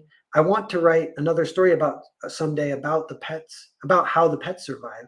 They have their own whole world of survival, making friends, trying to get out, get by. But I can't touch on that in this story because the pets always upstage the humans. Isn't that crazy? Readers care more about animals than about people. They do. Animals represent humans in stories usually, but it's like a purified, boiled down version. We can't compete. If I put an animal in my story, that's all anyone would care about. Serial killers start with animals first. Exactly. They know. We should get another dog. Maybe. We're getting old. I'm always worried I'll die before they do. What if Julia was a dog? Our daughter or the character? Both. She'd have to be a talking dog. Then you'd save her. I'm not too interested in this hypothetical. So she's in the Walmart looking at scented candles. Then what happens? She's checking it out, mostly out of curiosity. She's not starving yet, but might be soon. She's just checking it out and looking at what people left behind, the shift in priorities. That's when she meets Daniel. They team up. Yeah, but Daniel had already lost his wife and kids, so he's kind of struggling with whether he even wants to go on or not. They don't even know where they'll go. He floats the idea maybe they should just commit suicide together. She's not into it, even though starving could be a way worse way to go. They end up finding a dead body in the break room with a backpack full of food, so they decide to go for it a little bit longer. So we read page 10 in the Walmart parking lot, and what page does she die on? 398. Really? That's the number? Why? Is it a special number? The wife is crying. It's just really high. Are you crying? So there's over 300 pages of her doing stuff. She goes through so much just to get snuffed out by a brick for no reason. You crying means it's good drama. It's affecting. These are more tears of anger, though. I'm not sure you want that. At me? At your book. Good art should garner a response. She wipes her tears. So you already killed a lot of people then before Julie even gets it. It's a little more common in that world. Well, when the event happens, 60% of the world dies pretty quick after that. What's the event? A pulse turns most of humanity into a rabid hive mind. It's basically a zombie story, but the zombies can run, and there's some intrigue with the hive mind. Maybe it's easier to kill Julia because so many people have already died. I mean, maybe, It's the nature of the world. If I start picking and choosing who can live and die, what's the point? Exactly. She's distracted because a truck is coming up behind them in the dark. They watch it approach. Honey, here, let's step off to the side a little more. It's okay, they see us. The shoulder is pretty shallow. Come on. Did you ever hide from cars as a kid? It's a universal experience, I'm sure. Come on. She steps down to the side a little bit. The truck zooms by. They pull over. Husband and wife watch. A redneck pokes his head out of the side of the passenger seat. Are you guys going to the book burning party? Yeah. He pokes his head back in the car, then back out. You want to ride? Later. Husband and wife are in the cramped seats behind the front seats of the truck. They drive in silence for a bit. The wife leans over. Research. Shh. Redneck turns. You say something? She said research. What you researching? Characters for a book. He's a writer. She's a poet. Oh, really? That's cool, I guess. Maybe we can burn one of your books. She's saying he should take inspiration from us as research. Oh, she's saying he should take inspiration from us as research. You take inspiration from yours truly? You cool? I'm cool. Then maybe. What books did you bring? We don't have any. They won't let you in. I know. We got extra books in that bag. You can check. The wife pulls up a bag. There's some classics in there. You might have read one. The husband pulls out Moby Dick. Moby Dick, great book. Some chapters are boring as fuck, though. It turns into an encyclopedia at random points. Those chapters give context to the rest of the book, but there's more elegant ways to deliver that information. What with an audience surrogate? Like that chick from Inception? Yeah, that shit's played out, man. You two have read it, I take it? Haven't you? Remember when I had to pick Julia up in Iowa after her second year of college? That road trip? I listened to the book on tape, but I was zoning out for a lot of it. The exposition chapters, I bet. It's like Discovery Channel before TV. The beginning's good though, isn't it? It's like stand-up comedy. There's a YouTube clip you can find of Norm Macdonald just reading it on stage. Really? Yeah, the main guy is like a Jewish comedian. He's like Woody Allen, seriously. Captain Ahab? No, Ishmael. Here, hand me that book. I'll read you the first paragraph. The opening line is good too. Call me Ahab. No, it's call me Ishmael. Ishmael. Ahab was the captain. Who's Ishmael? He's like a Jewish comedian who likes to take to the sea sometimes. Here, whenever I find myself growing grim about the mouth, whenever it is a damp, drizzly November in my soul, whenever I find myself involuntarily pausing before coffin warehouses, and bringing up the rear of every funeral I meet, and especially whenever my hypos get such an upper hand of me that it requires a strong moral principle to prevent me from deliberately stepping into the street and methodically knocking people's hats off, then I account it high time to get to the sea as soon as I can. This is my substitute for pistol and ball. With a philosophical flourish, Cato throws himself upon his sword. I quietly take to the ship. There is nothing surprising in this. If they but knew it, almost all men in their degree, sometime or other, cherish very nearly the same feelings towards the ocean with me. Wife, suicide. I forgot that's how it opens. You guys interested in suicide? Ishmael and Hamlet have that in common. So they do. You might be able to find a copy of Hamlet down there somewhere. Have you read that one too? We read them all. Got to read them before you burn them. That's the rule. So pick one you've read. Who makes the rules? There's only two rules, really.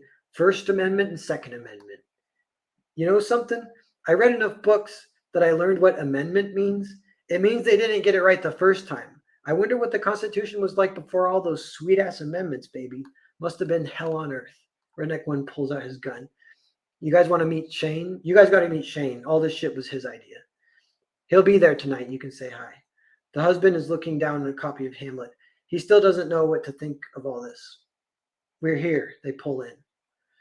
Later, we see the fire burning. We're like 75% through. What's left? There's 15 pages left.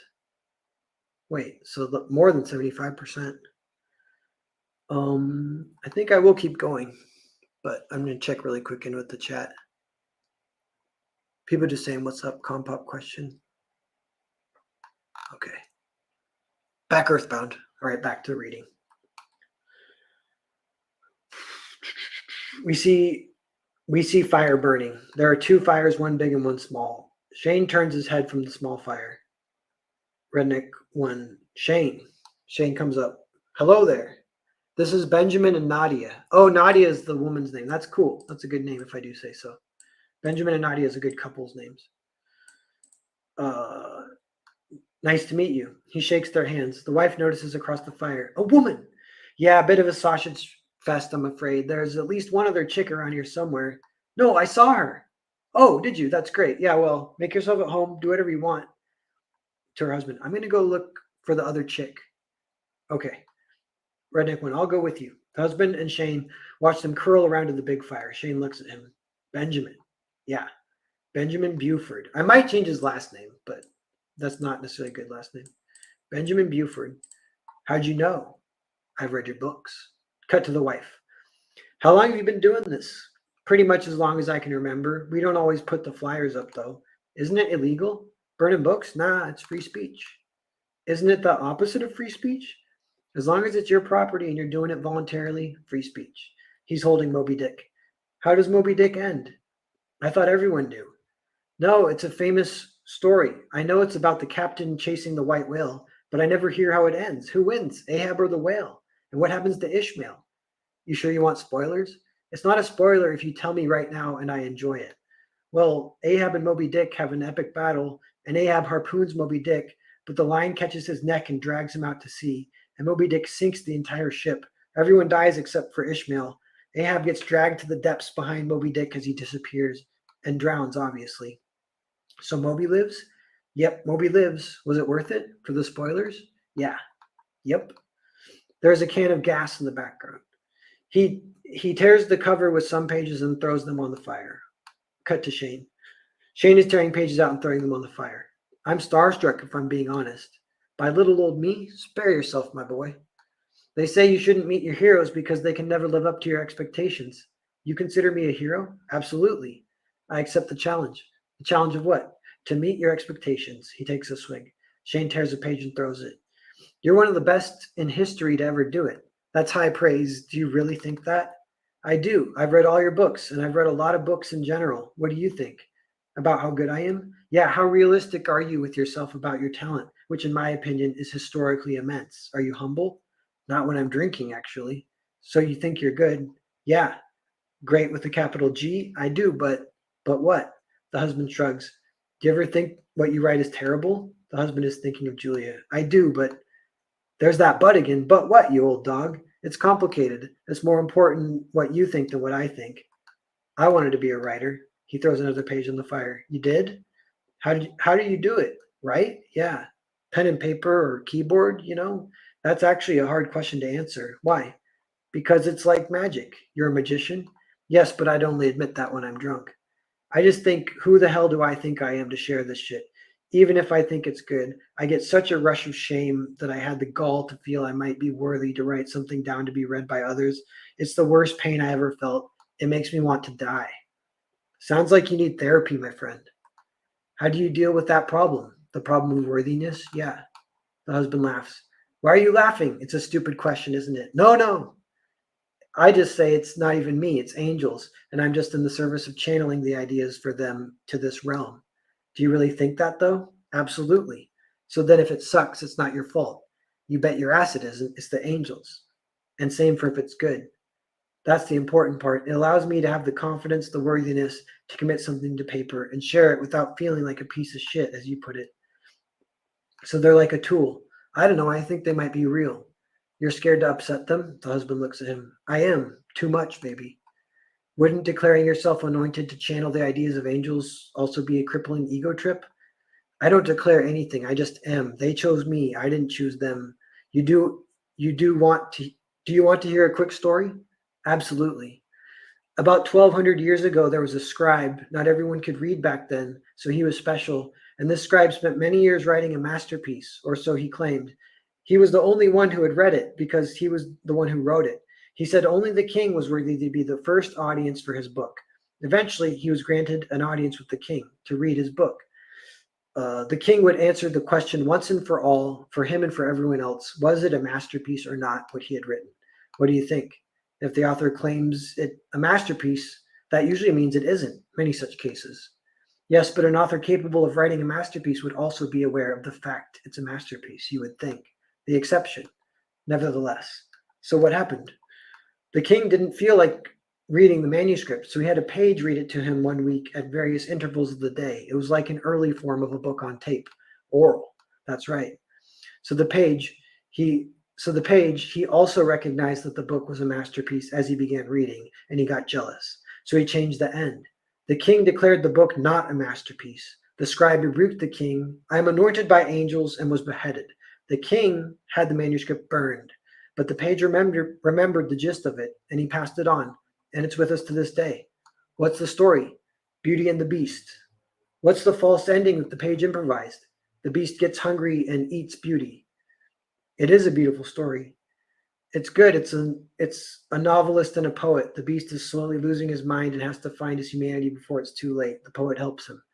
Did you write that? What you just told me? The husband gives a so-so gesture.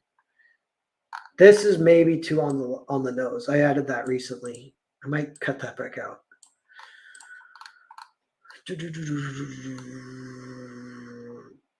Are you proud? Are you proud if you write something good? Yes, but only as a shepherd. Do you ever go against what the angels say? Never. What if you did? I think I'd lose the connection. Maybe you need therapy. I go to therapy, actually, not weekly or anything. Do you tell your therapist this stuff? No, only my wife. He looks across the fire. His wife is talking with the other woman. Someone throws a book on the fire. How did this all start? You ever see the movie Fight Club? That's one hardcore movie. That movie changed my life. Did it make you want to fight? That's what I've heard. No, it made me want to start a cool, edgy club like that, like Fight Club, but not Fight Club. I really wished I could have been the one to think of Fight Club after I heard of it. It's a really good idea. For a book. Have you read the book? No. We burned it here a while back. It was good, but that's one of the only examples I can think of where the movie is better than the book. Oh. So I wanted to start a cool, edgy club, but I couldn't think of anything. Book burning was the only thing that stuck. So we burn books. It's a real rush the first time you do it. Have you done it yet? Not yet. Here, read this page and throw it into the fire. He rips out a page and hands it to the husband. The husband looks at the book. Thoreau? You read it? I've only heard the famous quotes. Every famous quote is in the first few pages. Read it out loud. Scream it into the fire. But men labor under a mistake. The better part of the man is soon plowed into the soil for compost. By a seeming fate, commonly called necessity, they are employed, as it says in an old book, laying up treasures which moth and rust will corrupt, and thieves break through and steal. It is a fool's life, as they will find when they get to the end of it, if not before. It is said that Deculion and Pyrrha created men by throwing stones over their heads behind them. He tosses a page into the fire. Now you take that with you. That information is passed on orally from now on, and you are the arbiter. He rips out some more pages and throws them in himself. Shane kneels. Did they tell you it's a rule to read the books before we burn them? They did. I'm not saying you shouldn't read them first, but if it's a rule, that takes away the rush. Suddenly you're just following orders. Following orders isn't so bad. It just depends on the orders. There are too many books anyway. They bury them, you know. Whole landfills filled with books nobody read. Sounds like your beef is with the printing press. Fuck the printing press. Would you burn a book written by hand? That would be a huge rush, so yes. What about a religious text? Everything is on the table. The husband brings his own little in-joke from before for self-amusement. Even suicide. Shane plays along. Exactly. Again, that's a little bit on the nose, but maybe it's okay. They look at the fire. I think I will leave that, actually. They look at the fire. We burn dead bodies to release the soul, or to stop them from rotting and stinking, or we bury them in mass graves. Shane looks at him. Would you rather be buried or burned? I just want to be read. In the future, they may be digging up old Harry Potter fan fiction out of the landfills like it's a biblical text. Shane throws the whole book on the fire. They watch. Shane points. Look, books don't even burn well. Oxygen can't get in. We could pull it out now and it would be mostly fine, just singed. Some of these books are like bricks. These are the things that no one tells you unless you actually do it. They stare into the fire and the husband thinks, if you could snap your fingers and make one of your books real, would you? No. Why not? Because people would die. But it's just a story otherwise, and there's no guarantee it's good. Making it real wouldn't automatically make it good writing. If it was real, it wouldn't matter. The husband looks at him. Shane is looking into the fire. I sometimes think if I could make the end of Fight Club movie real, I would, where they blow up all the banks. Millions would die if you did that. Chaos, starvation. But it'll never happen, so who cares? I care. We can fantasize about whatever we want, so who cares? I imagine that stuff, but never do it in real life. I'll imagine terrible things, murder, genocide, rape, but it has to stay in the other world. Have you seen my wife? Let's look for her. I'll walk with you. They walk. Do you enjoy imagining those things? Yes. You have an asymmetrical gait. I was hit by a car a few years ago. I'm sorry, yeah. A drunk driver? Nobody knows. Broke a rib, collapsed lung. I was touch and go for a few days. Did you see the light? Actually, I did. Is that when you developed your angel theory? No, that was before. Joan of Arc talked to angels, and she died in fire. The husband stares into the fire. She wanted to die because she lost the connection to the angels. He starts to chug. At the motel, as they talk, we see Julia exit the bathroom of her motel room in her sleeping outfit and jump into a sleeping bag on top of the bed. She texts her mom. And then we hear Shane. Can you tell the difference between regular inspiration and angel inspiration? Wow, buddy. The text reads, made it safe, gonna read a bit, go to bed, love you both, good night. The husband is sitting, chugging. Shane watches him. On the wife. The wife is with Redneck One. The wife is checking her phone. Do you read your husband's books? I do. Do you like them? Motel. Julia grabs a book of fairy tales, and starts reading. Back. Of course. But do you really? Absolutely. How much import does he place on your opinion? Not much. Really? That's the way I like it, though. But you've never tested it. How so? You never told him your real opinion, so you can't know how he would react yet. If you told him the truth, that's what I think. You're just shit stirring. I mean, I tell him what I think. Ignore him. Where's my husband? They see the can of gasoline now is gone, away from the fire. The husband is sat down on a stump alone. He sits thinking. His bottle is empty, and he has the gas can. All right, it's time. Nobody's looking. Tell me what to do. There is some commotion back at the fire. He only gives it a moment's attention, then he looks up. You got to give me something. Give me something. Shane is backlit by the fire, looking his direction. It's not clear he can see him. The husband pours the gasoline on himself. Is this what it's like to be alone? He starts fumbling for his lighter. The big fire is in the background. He finds it. He holds it up to light it. Another hand grabs his to stop him. Fade to black. Fade in. We wake up in the backyard with a blanket, looking at the flowers from earlier. And we're in the kitchen. The wife is sipping coffee in the kitchen. The husband comes in. They look at each other. Did I try to burn myself alive last night? What? What? Did you fall in the fire on purpose? What happened? You don't remember? No. You got so drunk you fell in the fire. Shane pulled you out right away. Look at your hands. He does. Not so bad. You're lucky Shane was so fast. I guess I ruined a pretty fun night drinking, huh? No skin off my back. I had the boys dump you in the yard. You smelled too smoky. You had fun? Depends. He pours himself some coffee. Depends on what? The whole purpose of your getting drunk in the first place? Did you meet him? The drunk angel? Yeah. I know what happens. To Julia, he nods. She leans forward. You said that last night. I did? Yeah. Did I tell you? No. What did I say? You said, consider me a convert to Shane. To book burning? She shrugs. Did you burn anything? A little Moby Dick. It's not for me. Moby Dick or burning books? Burning books. I did feel the rush. Honey. He looks at her. He puts her hands on his. What happens? No spoilers. Oh, you son of a bitch. Come on. Okay. She lives. No way. Yes way. Julia lives. What happened? How did you get the inspiration? The husband takes a sip of coffee. Did Shane inspire you? Sort of. He threw a book in the fire and said they don't burn well. He said a book is like a brick. No way. So I thought, what if the brick that kills Julia becomes a big book? She gets clobbered still, but she just gets the wind knocked out of her. She lives. Okay, I love it. I still have quite a few questions. Shoot. So Clint throws the book, or it's not Clint, it's freaking whatever name. I don't know why I put Clint there. Trent. Yeah, I was thinking maybe he just finished it and he didn't like the ending. That may be stupid. I don't care. No way. But that won't be in the book, most likely. That's just a detail for you and me. So he chucks it, still trying to hit her. Yeah, he's still a shithead, but he isn't evil. They just drive off. And Pedro, what about him? That saves his soul too. He's no longer an accomplice. Pedro's redemption is a very happy side effect. What about the angels? What about them? Are you going against their wishes? I'm not sure. What if you lose the connection? I don't know. It's kind of a rush to risk it. I haven't felt like this in a long time. What book was it? I don't know. See, I was thinking it has to be a pretty big book. Moby Dick. Yeah, that's awesome. Because why the fuck not? Exactly. So then Daniel and Julia have this copy of Moby Dick floating around with them for most of the story. Clint, I can't believe I called him Clint. It's Trent, right? I forget.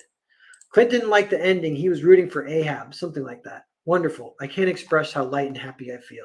Me too. Did you make friends with that other woman at the fire? Yeah, we passed the Bechdel test together. I like to do that at least once a week when possible. That's great. Maybe Shane was your drunk angel in disguise. I don't even know what to think of him. He could have been a demon, but like kind of a nice one. Did he inspire you? More with reverse psychology if it was even intentional. He gave us this flashlight. She hands it to him. Yeah, I'm pretty sure he isn't a demon in disguise. She sips. What if instead of Moby Dick, your book that hits Julia is one of your books? No, see, honey, you're doing that meta thing again. I don't go in for that. That's postmodern. That's no good. My shit is earnest. I like the meta stuff. I noticed. So what else happened? After you blacked out? Yeah. They gave us a ride back. You weren't acting that drunk, really. I said, this whole night was just one great pretentious adventure. A pretentious adventure? Yeah. Julia pulls up outside. I suppose it was. Julia goes up to the door and knocks. She waits. They answer. Julia! She hugs her mom. Hi, Mom. Hi, Dad. She hugs him. It's good to see you. Been thinking a lot about you. She pulls back, smiling. What did I miss? What did I miss? The end.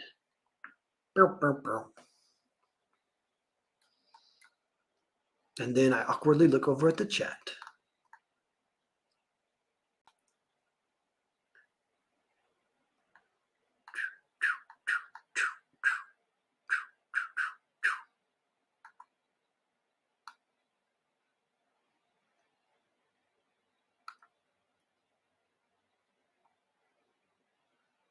What comes first, the art or the writing? Pretty much writing usually comes first.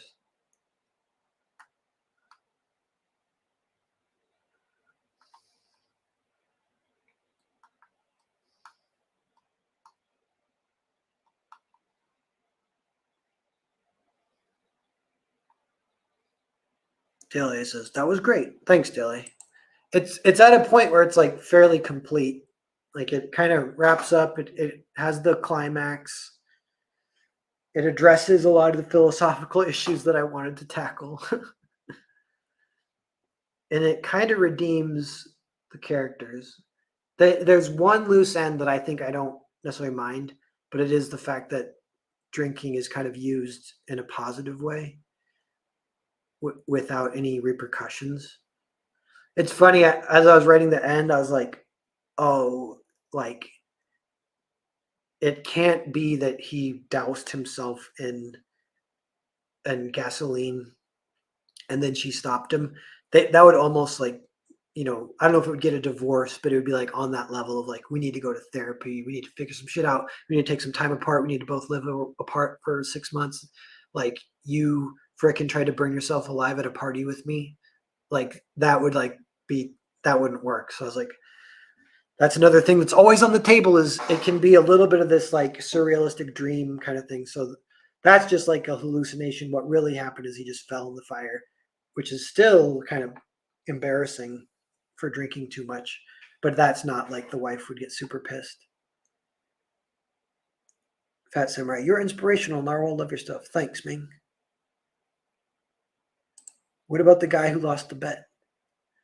I don't know. He just wanders off into the horizon. He's just a passing traveler.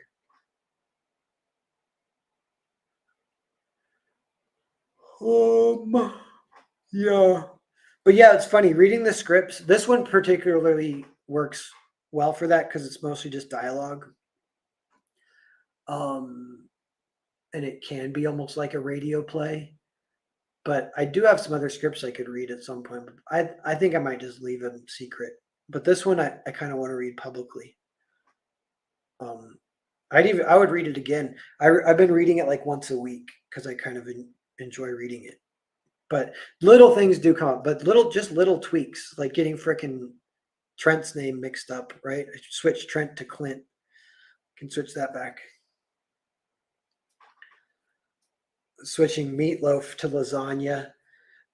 And the other thing is there are these, like I was saying, these big lines that are ridiculous to deliver. But I think once the once the husband starts drinking, um, then that in some ways makes it easier to deliver those lines. You can ham it up just a little more.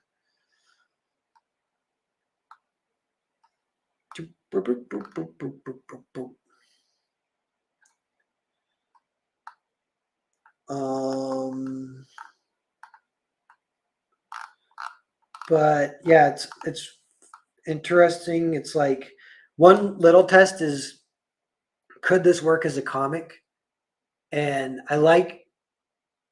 hope that you could almost say yes. Obviously, it'd be very wordy, kind of bubbly. But if it's not just a ton of bubbles, and you could keep the blocking, so the blocking and interesting stuff's happening with the staging, the characters acting and they're drinking as they're talking, and you're cutting away to stuff here and there.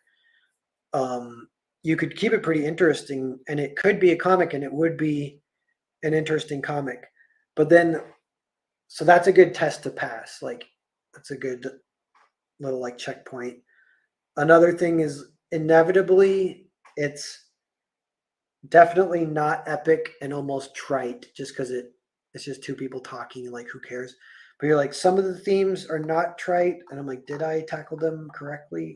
Just the fact that they're even addressed though is the best one. The one that I think for me kind of hangs the whole script on, just that does make it a little personal, or how I feel a little more comfortable that it is like sharing to a level where I think it justifies its own existence or whatever. It's actually what Shane says. And he says like whatever, like it it's the worst pain I've ever felt, is like the feeling of how am I worthy enough to share what I wrote. Because I don't necessarily feel that extreme, but I feel like that force. And I kind of think everyone feels that force. That's something that I've noticed too. I'll write them down whenever it comes up, but they're kind of random. These could go in the inspirational pocketbook, but it'd be like universal truths. And anytime you can say a universal truth, it's just always good. Like, I think, yeah, and I've have a few little things pop up. Like, one universal truth is like the insane math that they teach you in middle school and high school will never be applicable in real life. That's like kind of a funny universal truth. There's ones that are sad, black pilled, pessimistic, ones that are kind of funny, ones that are more optimistic. Another kind of negative one is that poor people will fight to the death over rich people's scraps. That's kind of like a universal truth that's very pessimistic, but it's like you could tell a story about that. It's kind of tragic, obviously, but that's like a good one to have written down and know.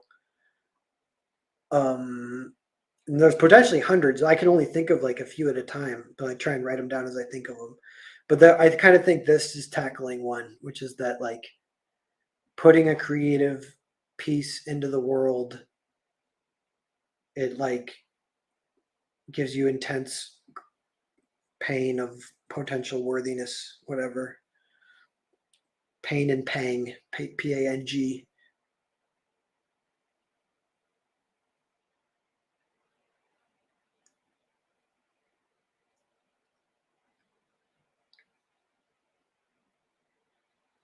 Checkpoint says what? What's the what to?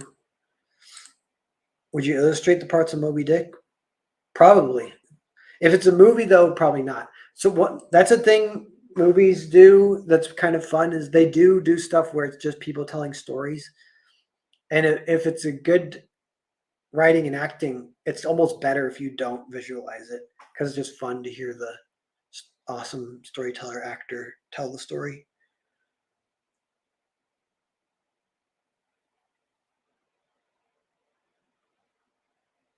Yeah. Anyone still around who hasn't backed Earthbound, check it out.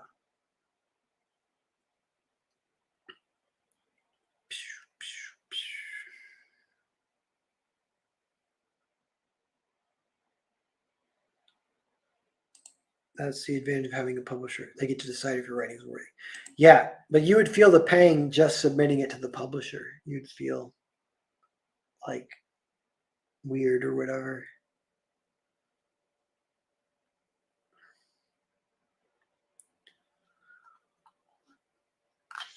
Yeah, I might. Some of those universal truths I haven't written down yet. I gotta write them down.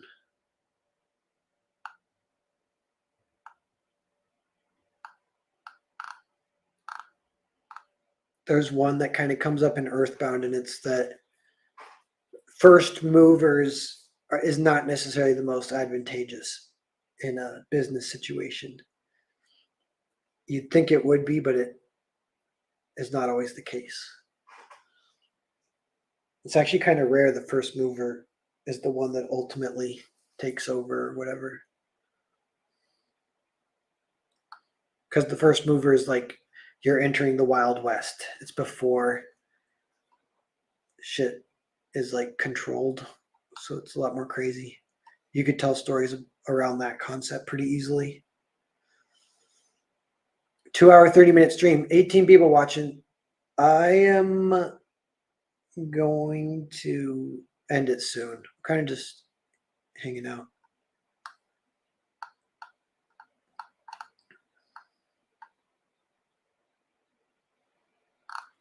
So Dale A, you were here for the whole script. I think that's good, and you liked it.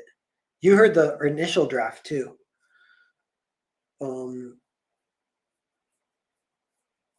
Yeah, that's cool.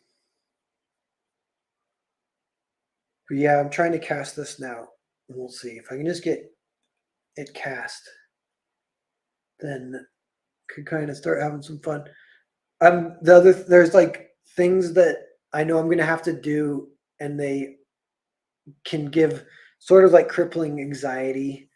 Sort of what I'm talking about a little bit in this script, but Earthbound was a little bit like that too, like jumping into a big comic project, and there's like there's ways that you get it around it. One of the ways is like tunnel vision. You like deliberately need tunnel vision because you just can't even afford. At that point, you can't deal with it. Once you've done a few comics, then you don't need tunnel vision anymore. Then you can like do both. You can like look around and also make a comic. But if it's the first time and you're dealing with the crippling anxiety of jumping into a huge project that you know nothing about and how to do it, like even like lettering, I'm like, I don't know how to freaking letter. And you're like, all right, I guess I gotta wake up one morning when my head's still fresh and look at a bunch of lettering and make sure, like trying to identify everything that makes it look good and make sure I'm doing that. And blah, blah, blah, vice versa, do that for everything. But one of the ones for movies, it is getting a good performance out of the actors when, if there's a line that seems particularly hard to deliver, like a lot of the husband gets.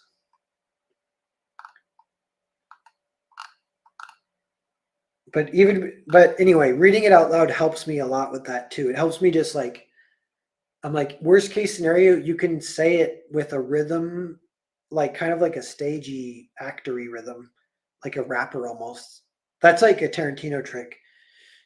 Like when people read Shakespeare, sometimes they don't even know what the words mean, but they just give it a badass rhythm, and that totally works. I'm like, okay, we can at the baseline we can do that. That's kind of what I do even as I'm reading it. I'm giving it an artificial rhythm because I don't necessarily have time to like look at every line and actually design the perfect way to say it. Oh, but there's still some adjustments. But yeah, that's like a big thing to get over. But it reminds me of like doing the comic for the first time, which it's like the tunnel vision and the effort attitude really help. Where you're like, I just need to get this. I'm never going to do it unless I jump in and learn as I go. So I just have to do it, have to go. And that feels like that totally applies to the movie stuff too. But then at the same time with movies, I have a little bit more of like, I've worked on movies that ended up sucking. Many, kind of like 4 or 5 sets that I've been on. 2 or 3 of those have been feature films. They've all ended up so bad that they didn't even get released. most of them, and they were real movies. Like one in particular had like real actors on it and stuff. And I was friends with the director. I was just like kind of helping with special effects and storyboarding, nothing crazy. But um, so I was thinking like, okay, if I make a movie, I don't want it to ever be like I want it to be good. I'm like, well, can you know at a certain point that it's not going to be good and then just stop? And I'm like, I think so. Like whatever you do, like maybe it is like almost like having boundaries with actors. You're like, just so you guys know, if we can't get this working so it's legitimately good, then we're not going to do it. Like, we'll make the short film of the first 10 pages of the script and it might never get released, but we'll stop there. We're not going to make the whole movie unless it's good.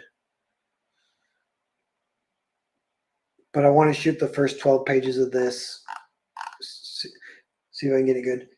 It's funny, it doesn't get the first five, what is it? First few pages. Like when it really gets into the debate is when I start to get into it.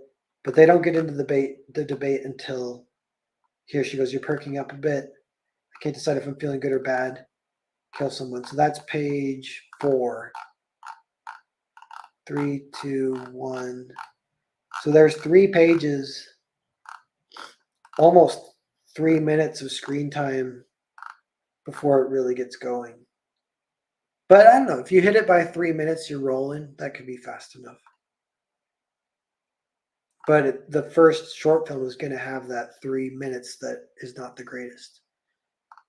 This is like filler. Like they could be talking about anything. I'm just kind of talking about something before they get into the big debate. Maybe it could be a little quicker. I don't know.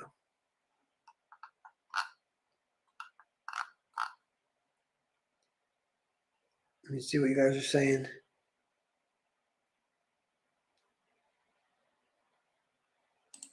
First and second draft seem pretty close from my recollection. Yeah, what I think I changed a lot of the last scene. The discussion with Shane. You watched The Thin Man with William Powell? He is a husband and a drunk through most of the movie, but very charismatic, makes it work. Nice. Pat Samurai. Can't wait for Grand Prix finally to catch it back. Nice. Thanks, man. Stoked.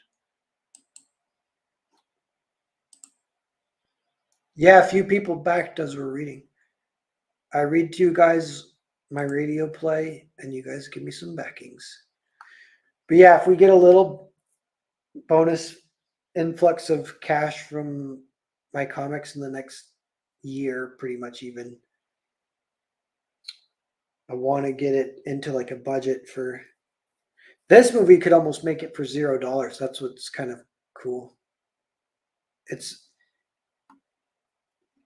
like it's a fun challenge. I don't know if I'll ever be able to do it again, to write a 90-page script with just 2 people talking with the asterisks, because a couple scenes have more than one person.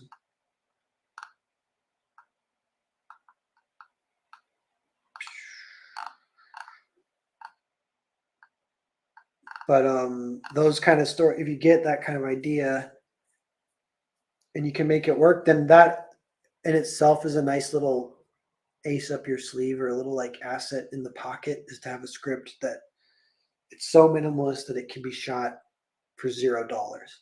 Like I couldn't have done that in my 20s, and it's something I identified that I wanted to do. I was like, oh, maybe like I don't know, a few years ago, I was like, if I'm trying to break into movies, you can't be writing these crazy big movies and then you're trying to sell them to a director, get someone else to do it, blah blah blah. Like you got to write something super minimalist that you can shoot, and then you can do it.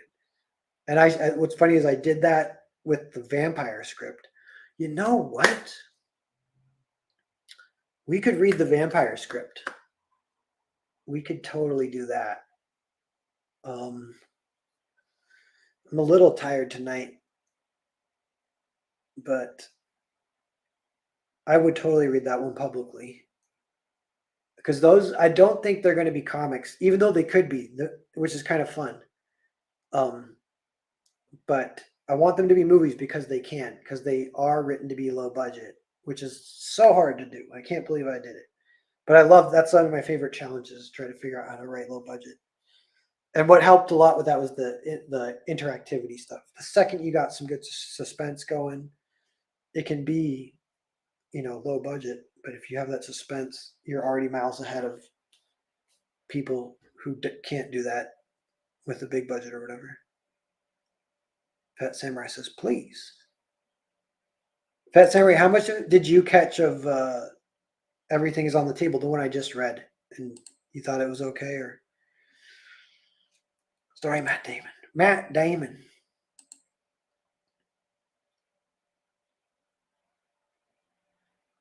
Daylight says, you didn't read the ending last stream. Oh.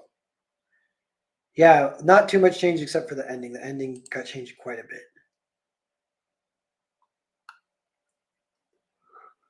Yeah. Well, let me see it.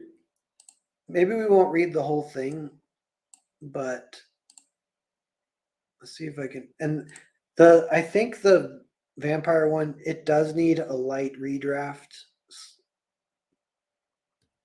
but what's it called?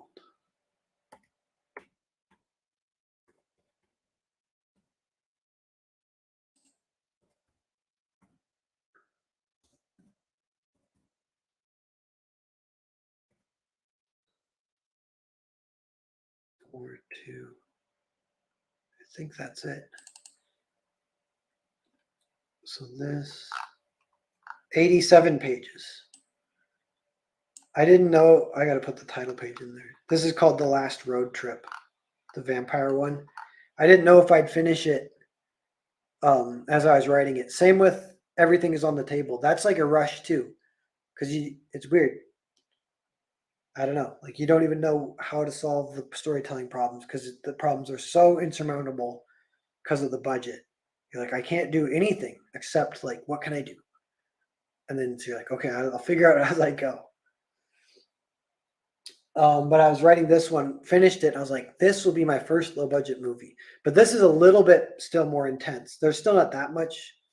It's really nice. Like this is like still pretty low budget. But then I thought of the Everything is on the Table one. I was going to do it as a short story for training for this one. But then I realized, shit, this could be its own super minimalist feature film. But that's where a lot of my inspiration, I feels like I want to write another low budget one. They're like fun to write. I think I have 3, not counting Foreign Agent, which is already a comic. That's kind of low budget. All takes place in one house, just 4 actors. But I have a third one that I don't know if it'll be a comic or a movie. I could read that one too at some point. So I could read some more scripts. They're kind of fun to read for me to share a quick way to get them out. Dang, I am a little tired though. What time is it? 10:52. 19. If anyone's watching and hasn't back earthbound. 21 people. Read just like 10 pages of this one. And maybe I'll read the rest of the full thing later. And yeah, this definitely, it's just the first draft, so whatever. That's fine. Old House on the Hill in the Day. We see some old photos and newspapers strewn about on the table, mostly small obituary clippings. 2 older men are talking. The news spread fast that Darton Lindquist had died. Any vampire who was anybody was going to be at the funeral. Sure, it would be sad, but it was going to be a party. Me and Domo decided to pay our respects. Sebastian, 25 male, is eavesdropping from a doorway. He looks back at his room. Mary, 50 female, is resting, asleep. There, she has an IV set up. We see he is slitting his wrist with a razor. Blood is dripping into a big glass. He leaves the glass by her bedside while she sleeps. Exterior garden. Sebastian is walking with Edgar, an older butler type, in the covered garden. Can you take care of Mary while I'm away? Who's to say I might go myself? You can come with me and Domo. No, but I've been meaning to tell you, a trip like this, it's not as easy as you might think for us. We see the sun through the covering dim. They are in the shade. They walk near flowers. I know. Don't worry. She's used to your blood. I don't know if she'd last if I did it. Mary is rising, looking at the blood. I'm going to save up a big bag for her before I go. She drinks it. Just get back before it runs out. A man a man gets a map gets spread on the bed. Domo and Sebastian are there leaning over it with a Sharpie. Domo marks it with the Sharpie. So straight north, maybe a little west, 2 bags of human blood. That should be enough.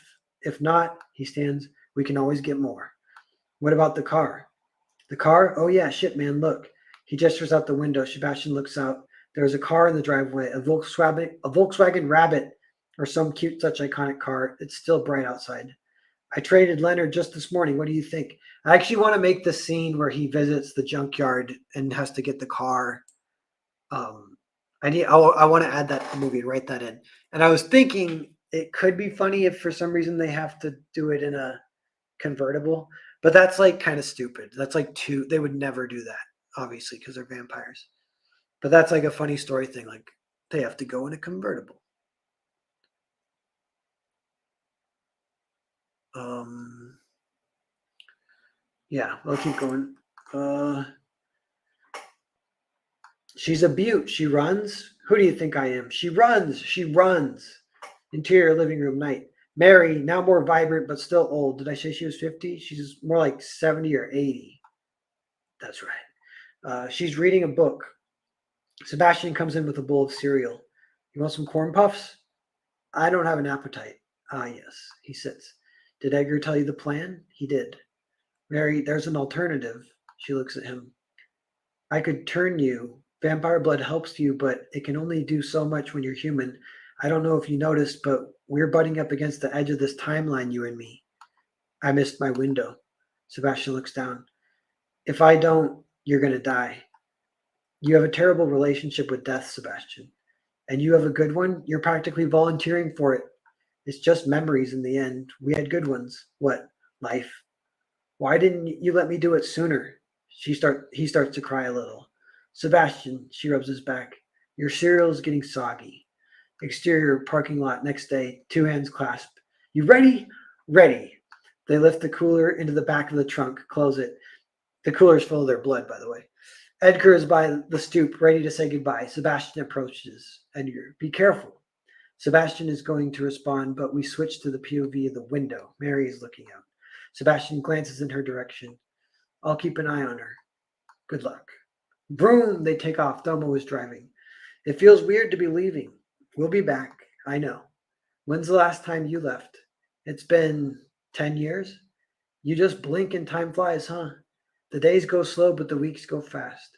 Montage. They drive a bit. We see a map with the red line going north. They pass some landmarks. They're driving. They pass a hitchhiker, a homeless looking guy. Pick that guy up. No, come on. We don't need the trouble. What trouble? He looked like a nice guy. Maybe a little homeless. Who cares, though? If he was a pretty girl, maybe. You can't discriminate when it comes to hitchhikers. We're either going to do it or not. If you wait for a pretty girl, you get too nervous and she gets weirded out. Speak for yourself. I'm just saying, better to be a blanket picker upper than a creepy chooser. That's the kind of karma that will yield the results you're looking for anyway. Okay. That, I was just talking about universal truth. He just randomly said a universal truth. For some reason I feel like that's good dialogue, even though that's like you could potentially say that's bad dialogue. But I like it. Like I like putting that stuff in whenever I can.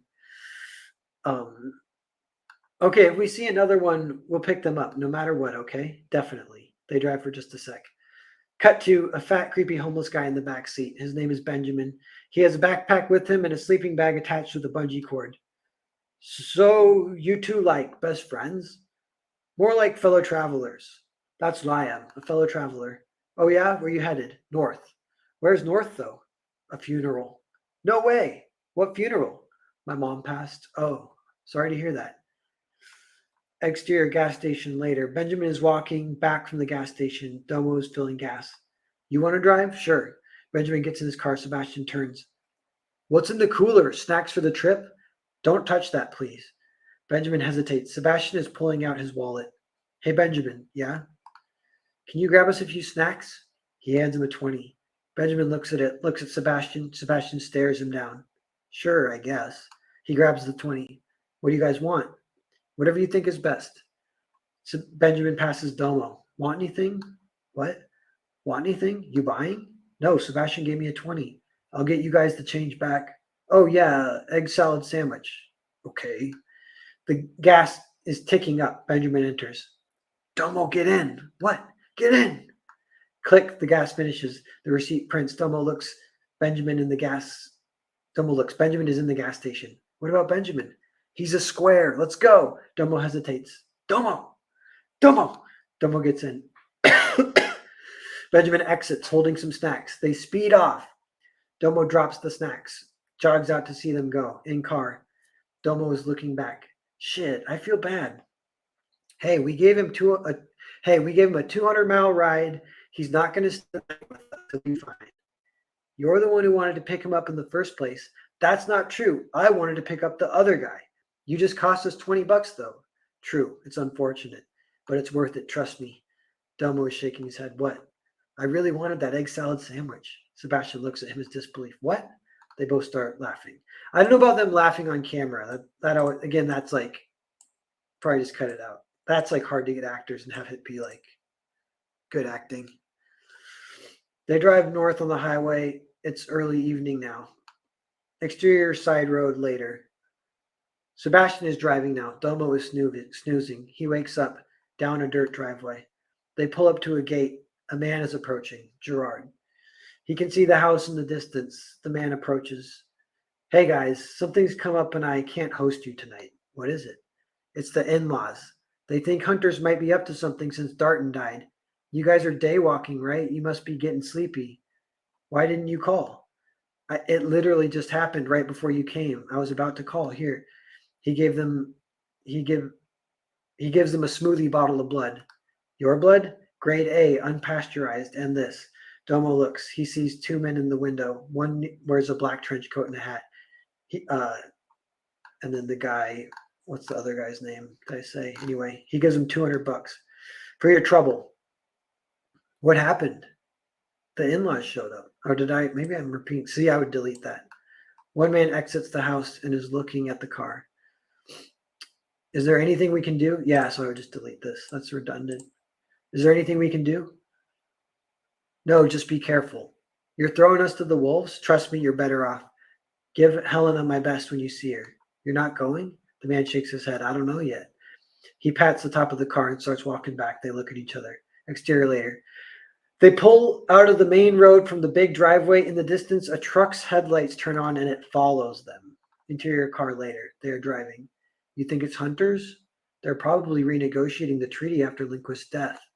Back there? No, just in general. And whatever that was is shit shaking out. Peter's right, though. Better to stay out of it. He pulls into the motel. Across the parking lot, two men watch them pull up. One is Kurt, the other is Leeson. I thought you booked all the rooms. I did. The light says vacancy. Look. Kurt looks. Well, shit, that's new. That's on you. I'll figure it out. They open up the hatch. Domo, oh no. No way. Did you? What do you mean? It wasn't me. They're looking at Benjamin the hitchhiker's backpack, still in their car. So they ditched him, but they accidentally stole his backpack. The bag is sitting on one of the beds in the motel. They are looking at it. So what do we do about the bag? It's bad karma. Can we get it back to him somehow? No. Should we open it? Sebastian rolls over. It's probably just homeless guy crap. How heavy was it? I don't know, not too heavy. You can lift it. If I lift it, I'm just going to open it. Be my guest. Domo stares at the bag. Nah. He turns on the TV. Knock, knock, knock. They both look at each other, then look at the door. Domo opens it. Sebastian is still on his double queen. At the door is a larger man with a beard. He is Kurt. Hey guys, I saw you just checked in. My name's Kurt. I wanted to let you know we're shooting a little film at the other end of the parking lot. Don't worry, it's not a porno or anything.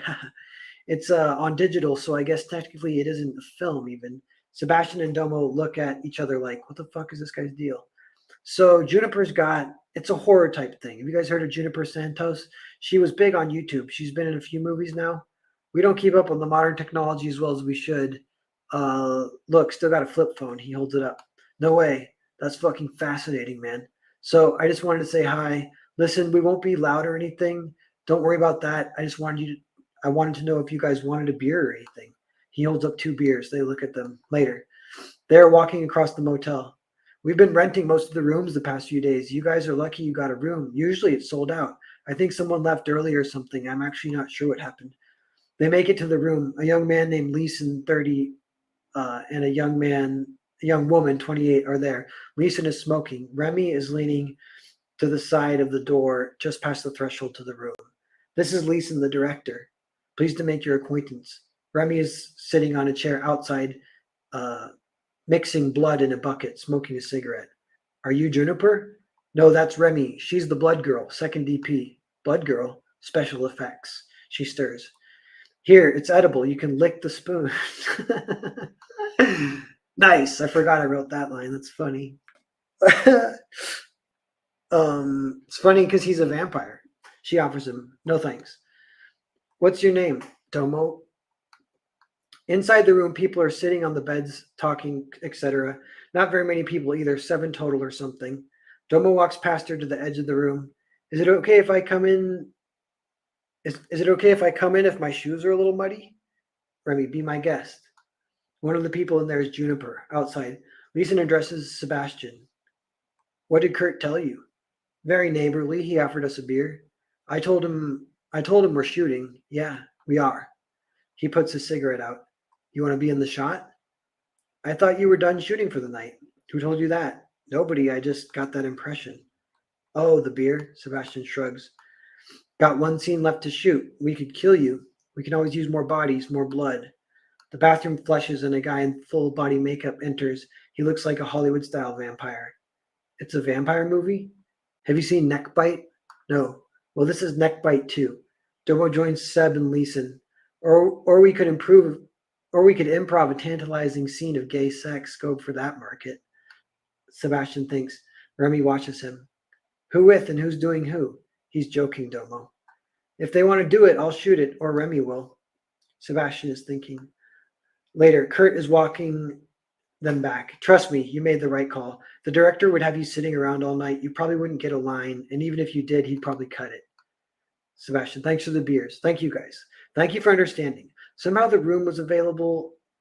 I was supposed to keep them all booked. It's my fault, but I'm glad you guys got a place to stay, and I'm glad we met. Of course, no problem. Do you want us to move our car? Should be fine, thank you, no problem. It's still relatively early, 11 p.m. We still haven't gotten the blood out of the trunk of the car. Domo looks out. Just check to make sure they aren't filming, I guess. Oh, yeah, that's right. Peter's sippy cup is in the fridge if you want any. Maybe I will. It will make me pass. It will make me pass out. Me too, but I want to keep watching TV for just a minute longer.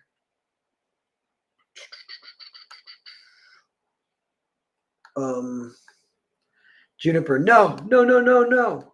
Their interest is piqued. They peek out the window. Juniper is running. Kurt is right behind her. He grabs her. No, help! Help me! She's a pretty good actress. Where's the camera? They're looking. They see Kurt fall, still holding her. He pushes her down on the concrete. Dude, that doesn't look like a movie. They said. Kurt slaps her and points at her. Stop! Stop! Help me! He chokes her. Nope. Domo opens the door and runs out. Hey, Kurt, what are you doing, man? Kurt looks up. I told you to mind your business. Domo looks at Juniper. Are you okay? She's fine. Now get out of here. Leeson, cut. Leeson comes out from around the corner in the darkness with the camera guy. I can't, Juniper, I can't do that again, Leeson. I think I scraped my knees. Some of this is real blood. She's looking at her knees covered in flake blood. Domo looks at her knees too. I know. We can still use it. It's okay. I told you to stay put no matter what you heard. I don't know if he actually said that, so I might take that line out. I thought, what, you thought I was a real rapist? Domo looks to Jupiter. She doesn't look like she's enjoying herself particularly. It's okay. His heart was in the right place. Looks like you're in the movie after all, Domo, behind the scenes at least. Domo looks at Kurt. Sebastian is still just watching. The door is creaked open. Your friend ruined the shot. You know, what random, but one thing I've noticed that I try and do a little more consciously these days is so in this scene you get to see Kurt be like an asshole, and just before he was really nice. that kind of makes him a better character than a lot of other people. Because a lot of times you think of the character like, and he's very nice. And then you got your little rule book. Oh, what does he do? He's nice. So then you have him be nice. It's like, that's actually, it's way more real when they're kind of all over the place. That's like more like how humans are. So that, I didn't remember doing that, but that's kind of like a happy accident. Domo looks at Kurt. Sebastian is still just watching. The door is creaked open. Your friend ruined the shot. Sebastian looks up and sees her. She's chewing gum. She's holding a camcorder. You looked like you were curious what was happening. I figured. What am I saying? Oh, yeah. You looked like you were curious what was happening. I figured. Can you come in for it? Can I come in for a second? You need me to invite you? Just being polite. Sebastian looks at her, waiting. Could she be a vampire? Come in. She steps in. Great. She squats next to him, looking through her camera. I just want to see what you see. We could get a shot from this angle. Do you mind? Later, it's midnight now. Sebastian and Domo are watching TV again. Remy is shooting out the window. You can turn the TV up. I'm not getting audio. POV. We see her shot. Kurt picks up Juniper, who is passed out now, and carries her back. Voyeuristic. Nice. Except it implies somebody's doing the watching, which in this case there isn't, so the shot's probably useless. Lisa, Remy! Remy comes out of the door. Be right there. She looks back. That was the last shot. You guys want to hang? Domo, I'm too embarrassed. It's fine. Sebastian is watching TV still. I'm good, thanks though. Okay, but hey, that's a good thing you said something back there. Most guys wouldn't do that. Don't be embarrassed. I think guys would say something. You'd be surprised. The party is actually happening now. They got a little mini disco light going, some coke, etc. Woo! That's a wrap, bitches. She falls into Kurt's arms. Sorry about scraping your knees, baby doll. I suffer from my art. The actual vampire guy does a line of coke. All this is based on a real experience of mine, by the way.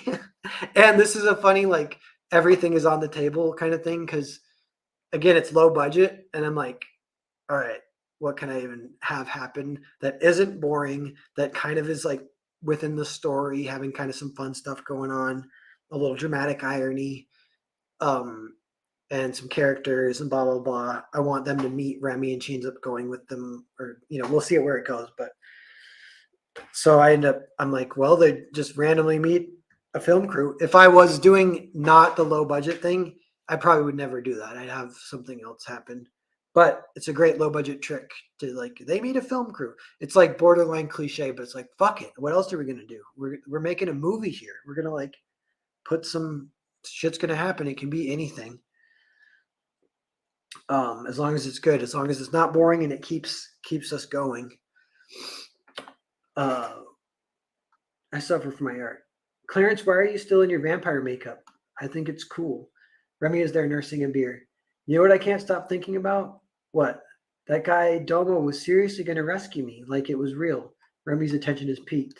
I know, right? We got it on camera. Maybe there's a way we can use it. It was very authentic. It wasn't authentic. It was real. Authentic implies that it wasn't real, but feels real. Is that true? When you're talking about movies, it's true. Think about it. Nobody uses authentic to describe real life. You only use it to describe fake things that feel real, like movies. Uh-huh. Remy, you want to do some drugs? Leeson is preparing some more cocaine. Back in the room. Later, now it's 2 a.m. Sebastian and Domo are watching TV. Do you think that Remy girl is a vampire? What makes you think that? She asked for me to invite her in earlier. Excuse me. She wouldn't be alone if so. She'd have either a human in on it or doing the trade, or another vampire. And a bag of real human blood to split. Just like us. Someone walking towards the car, first person perspective. Ours is still in the car. Go get it. Back. You go get it. It'll go bad. No, it won't. It won't need ice till later tomorrow. I've been keeping track. We should check on it, though. You check on it. Fine. Do you have the small bag? Here. He tosses him a smaller sealed bag with the straw nozzle full of blood. Sebastian sips it and goes to the door. Knock, knock, knock. Now, who could that be? Sebastian is holding the blood. He steps back and motions for Domo to get it. He hides the blood behind his back. Domo answers. It's Remy. Hey, hey. This is weird, but can I crash on your floor? Come in. She steps in. Sebastian is at the fridge. He closes it, having put the small blood bag back in there. Don't you have a room? So I can't stay? You can stay, but what happened? Nothing really. My room is currently occupied. Let's leave it at that. Got any beers?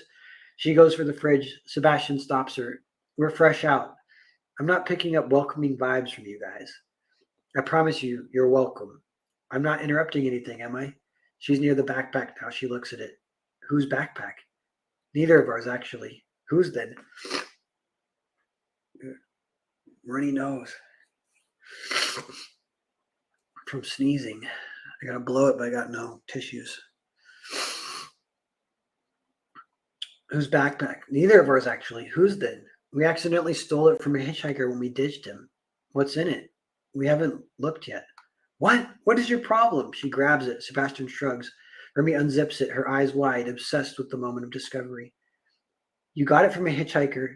I can't believe you didn't open it. She pulls out a towel.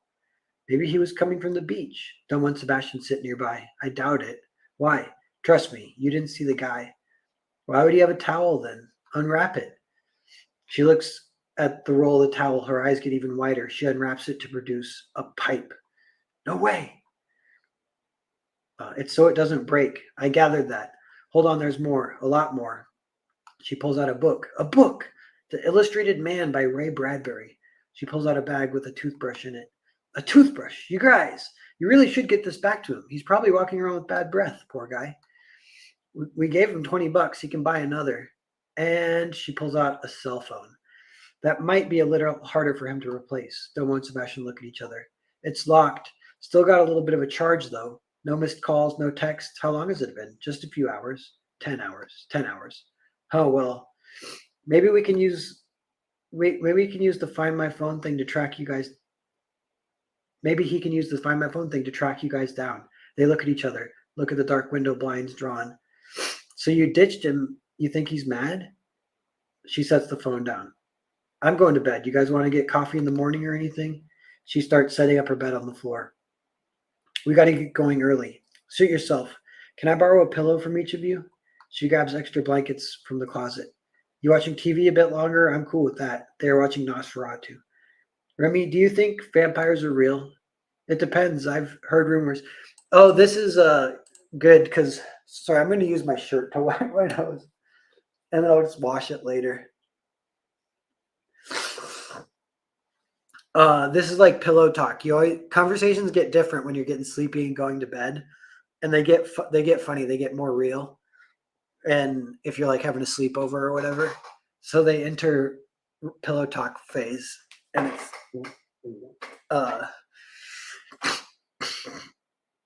Remy, do you think vampires are real? It depends. I've heard rumors, mostly about hunters, not about actual vampires. People claiming to be hunters? Yeah. Vampires have to be way more secretive than hunters do. They watch a bit. Are you guys hunters? No way.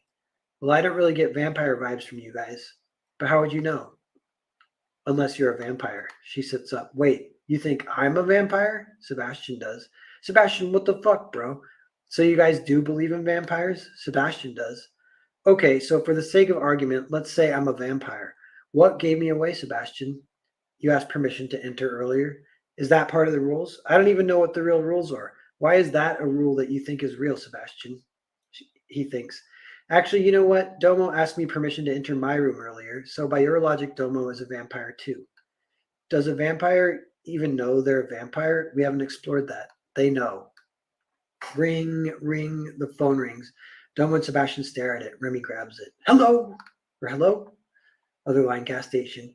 The hitchhiker Benjamin is on the other line. He is leaning next to a big truck. Someone is in the background getting gas. Who is this? Who is this? You called me, bro. That's my phone. You're talking to me on my phone. Oh, yeah, I'm glad you called. There should be a backpack, too. Yeah, there was. I looked through it a bit. I hope you don't mind. How? I found it in the alleyway. Or I found it in the alleyway. Where are you? In Klamath Falls? That's Southern Oregon. The general idea is that they're moving from California to Washington. I'm Benjamin. We see Benjamin is with his driver now. His driver is the cowboy type watching him. I'm near there. Listen, there's a 24-hour diner called Delaney's. Can you meet me there? Back. Dom and Sebastian are looking at Remy, shaking their heads. Like, no. Remy says, sure. Okay, see you then. She hangs up. I need a ride. They shake their heads. Remy, what? Later. Remy is getting in the car. Hey, you two are the ones who stole his wallet. We didn't steal it. Wait. Just just tell him you left it for him here and he can come get it in the morning. I don't want him coming to me. This is male to female exchange 101, guys.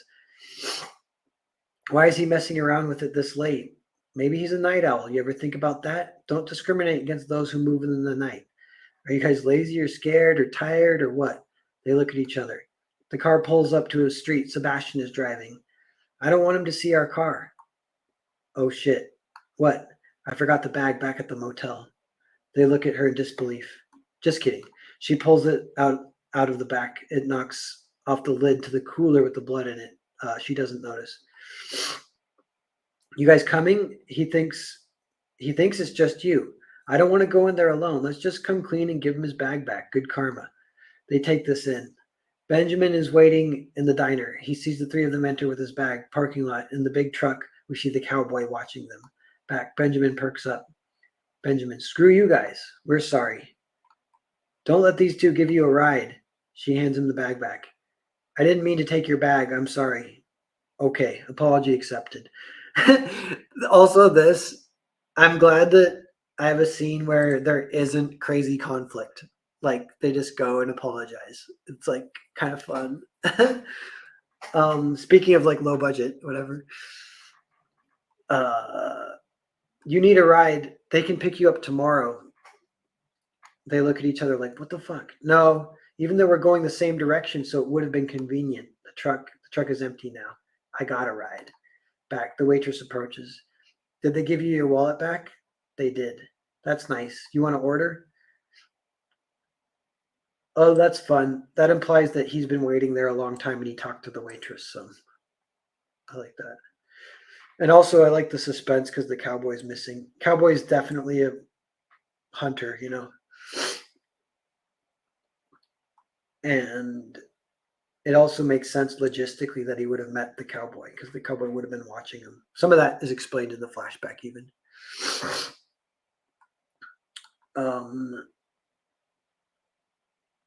Did they give you your wallet back? They did. That's nice. You want to order? I would. I'll have a coffee and eggs Benny. You trio want anything? No, thanks, I'll have what he's having. To go. To go? Yes, I guess. Benjamin watches them. Benjamin, I don't suppose you still have my egg salad sandwich? I ate it. Probably for the best. Remy is looking at them, taking it all in. They're walking. She is holding her boxed up meal. Doesn't it feel good? Closure. I love that feeling. So satisfying. They pass the cowboy coming the other direction from the direction of their car. Morning, miss. Morning. They keep walking. She looks back. What? That guy gave me the creeps. They approach the car. It looks normal. Title, 10 hours ago. Exterior gas station. We are back with Benjamin. He hesitates, grabs the stuff he just dropped, and runs after on the cowboy. The cowboy is watching him. Hey, he's out of breath. The cowboy pulls up. Hey, man. Benjamin looks at him. Did they just ditch you? Benjamin is still catching his breath. Later. Interior truck. Benjamin and the cowboy are driving. Benjamin is eating the egg salad sandwich. Can I have half that sandwich, son? Sure. We're sandwich brothers now. The cowboy is chewing. Do you know what an NDA is? A non-disclosure agreement? It's a contract, but back in the day, they didn't have a contract. They would just break bread, and they called it clandestine. You know what that word means? Yeah, it's like top secret. Exactly. So, first question is, do you even want to hear what I have to say, knowing that you can't tell anyone else? Benjamin kind of enters a cognitive dissonance. You want out? I'll pull over. No. What do you think I'm going to say? I don't know. Benjamin is worried it's a sex thing. I think I know what you're worried about. Don't worry. And look, this NDA, it isn't a life or death thing per se. In some ways it is, but I'm not going to kill you if you break the contract. Once you agree to it, if that's what you want to do, it's more like talking about it can get you into trouble unless you're pretty careful about it. I don't know who I'd tell anyway, other than a random stranger. Now, don't go doing that. That's dangerous. That's what you're doing right now. The cowboy considers this. That's good, but I know what I'm doing. And besides, we're not strangers anymore. We shared the egg salad sandwich. You told me your whole predicament. I'm helping you out with more than a ride. He sets down the last bite of an egg salad sandwich. Okay, what is it that you want to tell me? The cowboy's eyes light up and he smiles at him. I think those two young men who picked you up are vampires. I'm going to confirm whether they are or not because I don't want to kill a human by mistake, and then I'm going to figure out a way to kill them without getting caught by the police because that can be a problem. Benjamin is still in cognitive dissonance. That's vampire hunting in a nutshell. There's a bounty system on it too. That's what keeps me in the cornflakes. Vampire blood is pretty valuable. Getting that bag behind you. Check that bag behind you. It's okay. Benjamin grabs a bag and opens it. It has a badass wooden stake. See? What do you think? Benjamin holds the stake. Are all vampires evil? You're concerned about the ethics of it. I like that. Well, in truth, no, they're not all evil. Ethically, it's like verdant vines on a tree. You ever seen that? No. It looks pretty enough until the vine spreads so much that the tree dies. Think about it this way. We know there are vampires, and we assume they are in the minority. There's a tipping point. At that point, we don't know what happens. It would be a whole new society. You, you, you one of them hippies that wants to change society? Do all vampires want to change society? No. I'll work with the vampire if they're on my side. I don't care. That's why we're following your friends. Look, that's them. They've reached them on the highway. So they've got your bag, huh? Yeah. The lane changes. It's not like society is so great as it is right now. It's a clumsy dance of death. You want your life to mean something, you grab a partner and you join the dance. Interior motel room. Sebastian and Domo are sleeping. Remy opens the fridge and sees the baby sipper with blood in it. She tests it on her finger. She looks back. They're both sleeping. Sebastian is sleeping with his hand on the cooler. It's been brought in. Exterior day. Sebastian is at the ice machine in the lobby. Ka-chook, ka-chook. Later. He dumps it with the big blood bags in the cooler. Everything is still looking good. The blood isn't damaged. Shooting room.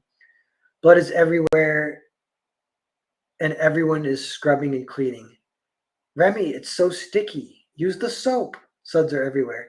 We see the vampire not in makeup anymore. Leeson is watching. We should have filmed this. Later, Domo and Seb are loading the cooler back into their car. Remy runs up. Hey, Domo, hi. Seb goes back to their sleeping bags. Forgot to mention they sleep in sleeping bags on top of the beds. I do that in motels too, if they're cheap. What? You're heading north? Yeah, what about you? What's in the cooler? Domo hesitates, then he opens it, shows her. She looks down. Seb comes back. Sebastian, Domo. Seb shakes his head. Domo shrugs. Remy is looking at the blood. She looks at the two of them. That's enough. This is an awesome moment of agency for Domo. He just flat out showed her. That's cool. That's like balls, kind of. It's also a good connection she and Domo have. Remy is looking at the blood. She looks at the two of them. Sebastian, that's enough. On truck. Benjamin and Cowboy are in the truck across the street. Cowboy is looking through binoculars. Benjamin is holding a rifle in the back. Why don't you just snipe them? POV, we can see what the cowboy sees. Gotta stake them. Looks like they're trying to get a hostage. Seb covers up the blood, closes the cooler. Is that movie blood? Domo looks at her, shakes his head softly. Remy, can I see? She touches his face, lifts his lip up to look at his fangs. Seb looks away semi-awkwardly. Oh shit, I think I can feel. Did you wash your hands? My hands are clean, trust me. Seb moves to the front car passenger door, opens it, looks back. Remy, they look normal. Domo reaches into her mouth and touches her teeth. Oh, are we doing this? Okay. She lowers her hands. My hands are clean too. Leeson is approaching, taking off cleaning gloves. He sees Remy feeling in Domo's mouth and Domo feeling in hers at the same time. They're like feeling each other's mouth at the same time. Leeson holds his hands to frame them like this. Leeson's hilarious too. Frickin' Leeson. I should shoot this too. This is great. A good noonday tooth massage. The dentist always rings twice. We could help repair their reputation in all of cinema. Dentists, they get a bad rap. He looks at Domo. Remy leans back on the car. How about you just commit it to memory and we call it good? Leeson changes gears, claps his hands, and snaps his fingers. Remy, we're ready to go. Grab your stuff. Remy, sure. Leeson nods and saunters back. Seb is leaning on the car. He isn't being impatient. He's interested in the situation too. See that this is like Netflix piece of shit writers would make Seb, and it was my first instinct, and I had to fight it. This is like the AI instinct, which it's not. It's not actually good to use AI as a derogatory, but it does kind of feel like it applies a little bit. Is they would make Seb to give more conflict to the scene. They would make Seb more annoyed, And I'm like, no, he is fascinated by this developing relationship between his buddy and a human. He would literally just be watching. He'd be very patient. Remy has one arm touching Domo, kind of wrapped around like a slow dance. Domo, Remy, what do you want to go with? Yes. They look in each other's eyes.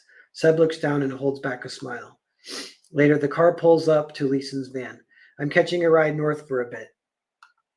Take notes. I will. Dude, Leeson is fucking badass. I'm sorry. I started writing him based on a piece of shit director that I knew once on a little short film shoot that was from Hollywood. And I was like, all directors from Hollywood are pieces of shit. And that guy, he sucked. But then, so I kind of wrote Leeson to be like that, but he just accidentally ended up being super likable. I don't know. I accidentally made him, in my opinion, likable. It's because he's kind of the one, he got a second influence as another person I know, who that person I really like, who's really nice, or he's actually not, he's kind of a dick, but he's like that person. There's always a light behind his eyes, and you always feel like he's like judging and making fun of you, even though he's being super nice. You kind of feel like he's like super genius and he knows everything, but it's like this light behind his eyes. And so I wrote Leeson that way. Like Leeson kind of knows everything, and he's always just like,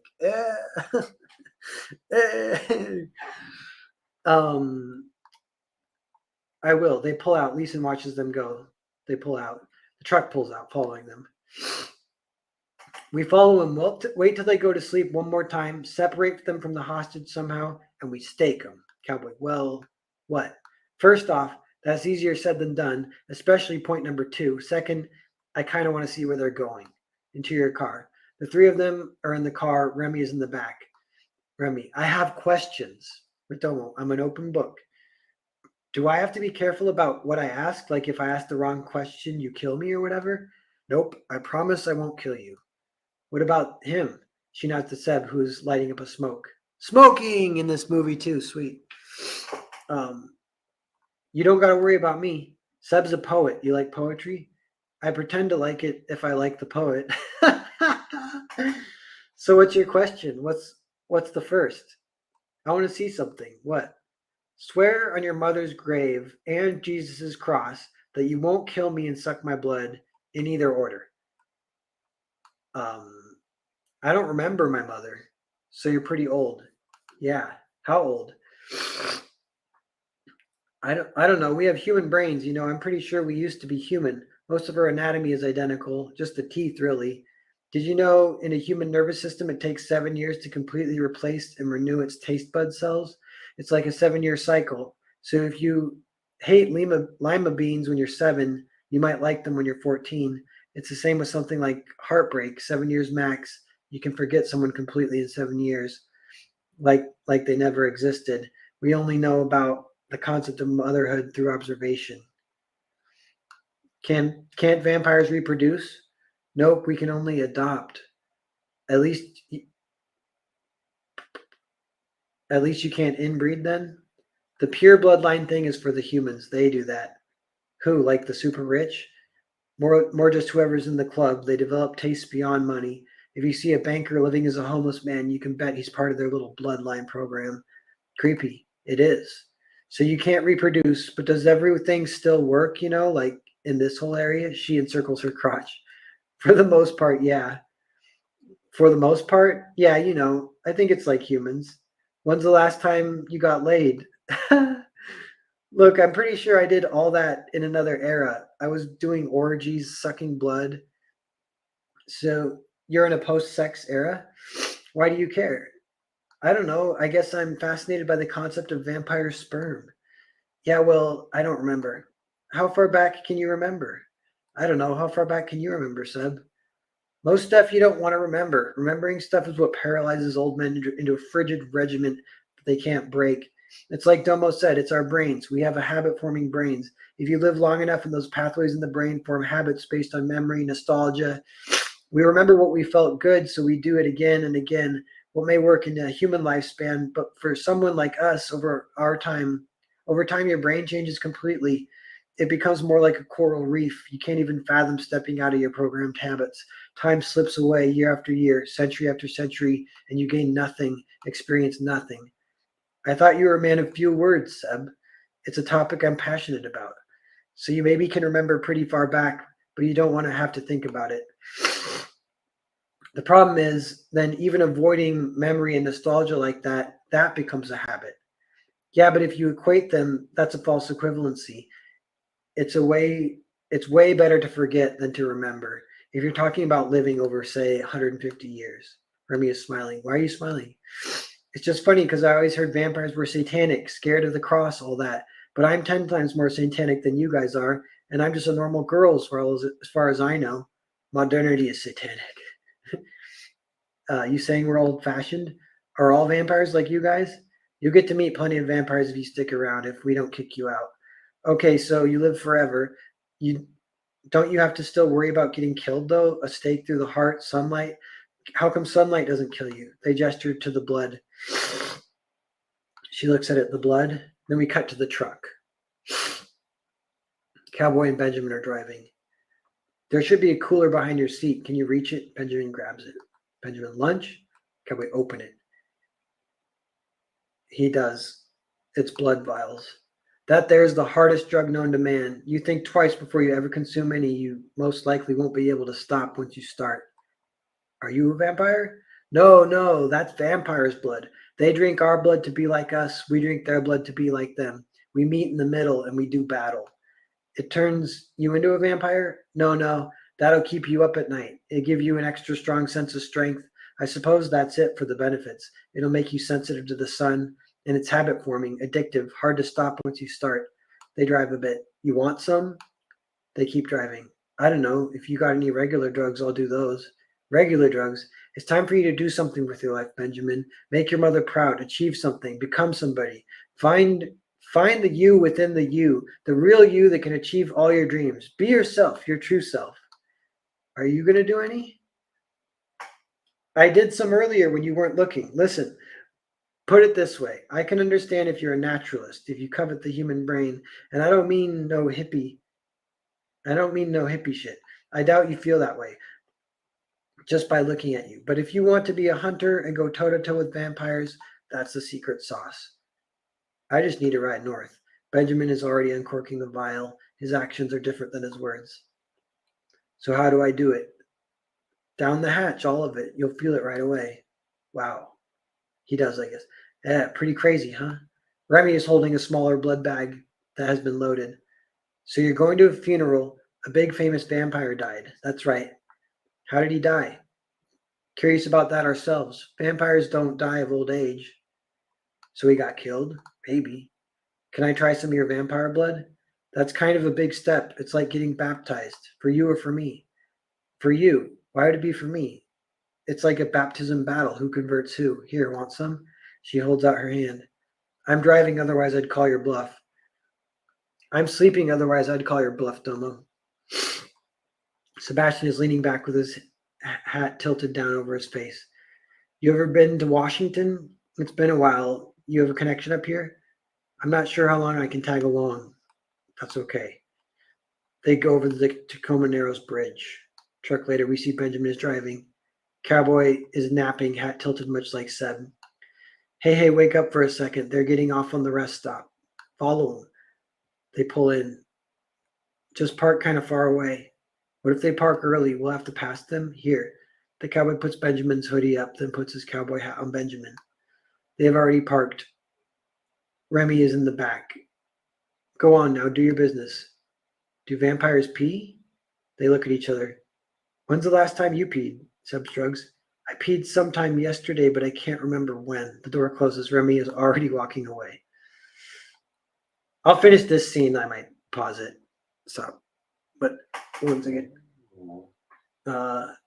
Benjamin is rolling towards them as Remy walks away. Seb gets out too, and Domo. Seb gets a brief look in the truck but can't see much. Inconspicuous, thinks nothing of it. Bathroom. Remy exits the stall, washes her hands. We see the exit. Seems like somebody might come in. She leaves and the cowboy is right there. You're playing with fire, Missy. She turns. Come again? I've seen this before. Not from those two, but it doesn't matter. A human girl gets caught up in the mix. That's it for her, one way or the other. Oh yeah, you threatening me or warning me? A little of both. Tell your friends about me. See what they do. We can skip to the good part. I surely will, cowboy. One last thing, miss. She turns. If you need help, I won't be far. And stay away from their blood. That shit's dangerous. Take it from me. On the car. Domo is stretching. Seb is standing pensively. Remy is approaching. Seb sees the cowboy sans hat buying a snack from a vending machine on his phone. Domo. 10 pounds lighter? Do I look it? You answered my question with a question. You look like you lost a bet. She gets to the door. The dice are still in the air. Oh, yeah. Nice. And then we cut to the house. And there's a whole scene with the house when they get there with Geo. So that's, I might read that later. To page 54, about 2/3 through. That almost more or less, yeah, like getting towards like third act or whatever.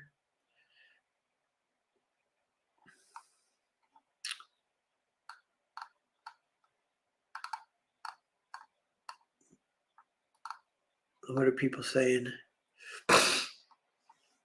Alex Withero, what's up? From this revealing autobiographical study, Narwhal may have put all manner of stuff up his nose. Ha! Yeah.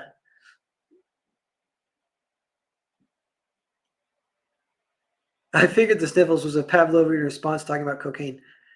That'd be hilarious. I haven't done that much cocaine ever, though. Like once or twice, kind of randomly. Toilet paper works.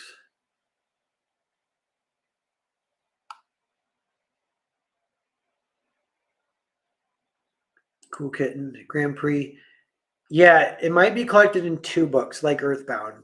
So the first 3 is one trade, about 160 pages. Wait, yeah, like 140 pages maybe. And then the next 3 is 140. Benjamin eats a lot of eggs. 6 parts, yeah.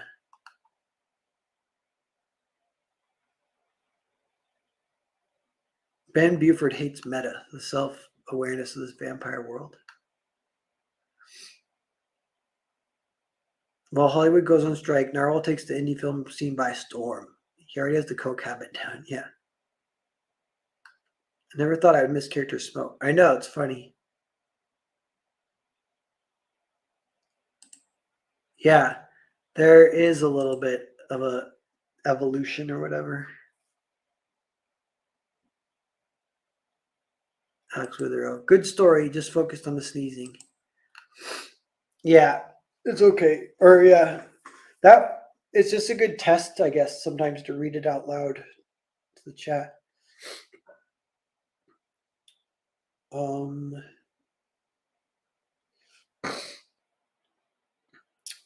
But yeah. 2 collections would be great, Cool Kitten says. Oh, I'm winding down here. Just hanging.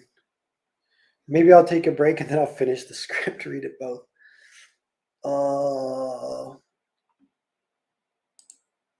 We're getting some sales. Like I think we got one other sale. Anyone feel like back in Earthbound? Go for it.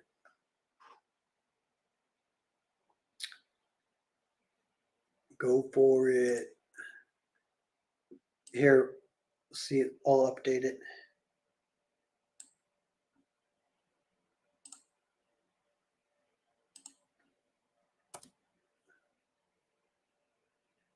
Nice. We're getting up there.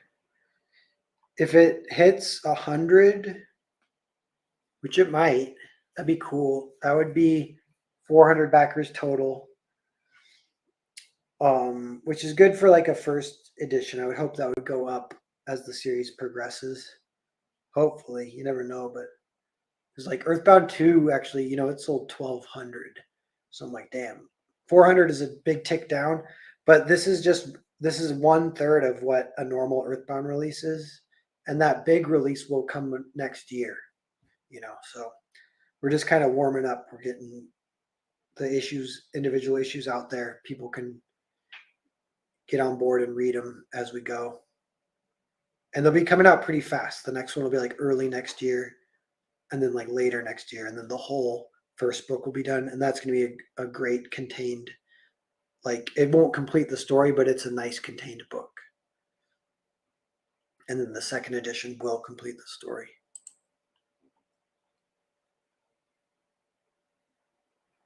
How many stories each year? Well, I got the Earthbound story going. Next year, there might be a Narzak story, and then I'm drawing one other kind of for fun on the side that I don't even know how far I'll get, but just messing around with some traditional art, trying to do one based on Percival. I don't even have a full script for that yet, but I have like what could be a good first issue. But I kind of might want to sit down and try and write more of that at some point and have a little bit more of it planned out. But that one's kind of fun. And then I got a couple, as many as 3 books where I'm kind of hiring people to work on, and a few of those might come out next year, but it might be the year after that. Like Cerberus Part 2 is one of those. After Earthbound fulfills, I have Hotel Story with Jared Jewell. I'm very excited about that one. I think people will love it.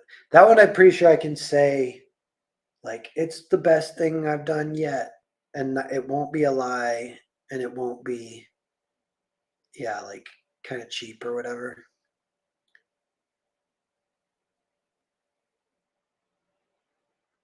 Alex Witherow, drinking vampire blood in preparation to fight vampires is a pretty cool idea. I haven't heard that. Yeah, that was like if I did a vampire story, I was like, I want to come up with my own lore, but also have a lot of it, natural vampire lore stuff. But that was my main idea that seemed kind of fun.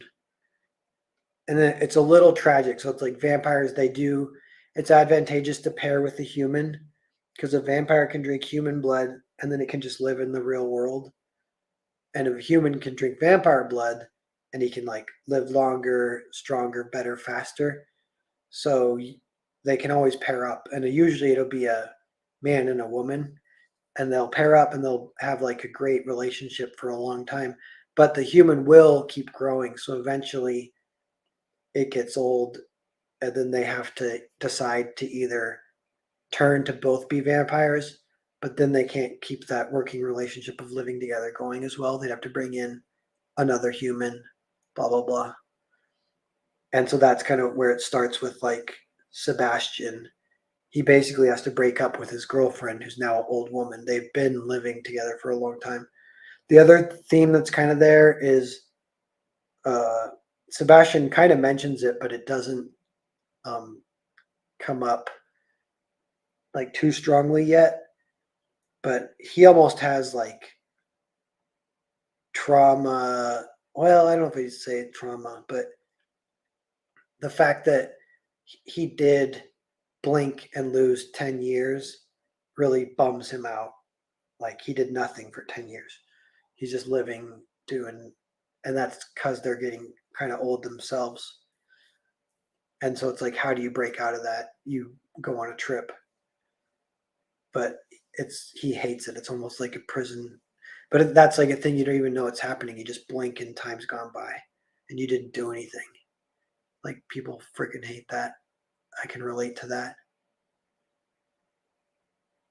When's Gold West due? It's kind of slow, unfortunately, but it will happen. We're still chipping away. It might be later next year or early the year after that. I don't know. Except we can maybe get a double issue, ready, like almost in a matter of months. So that might be next year if we decide to release it that way. But that is another really book I'm proud of a lot. A lot of fun with that book. Great working with Matt Krotz.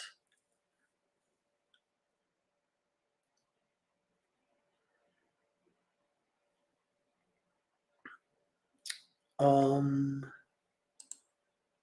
20 is on 20. Yeah, back earthbound. My OCD is almost making me want to keep reading the script. Oh, but I am kind of tired. I'm a little thirsty now. But I got some water here, but I kind of got to pee.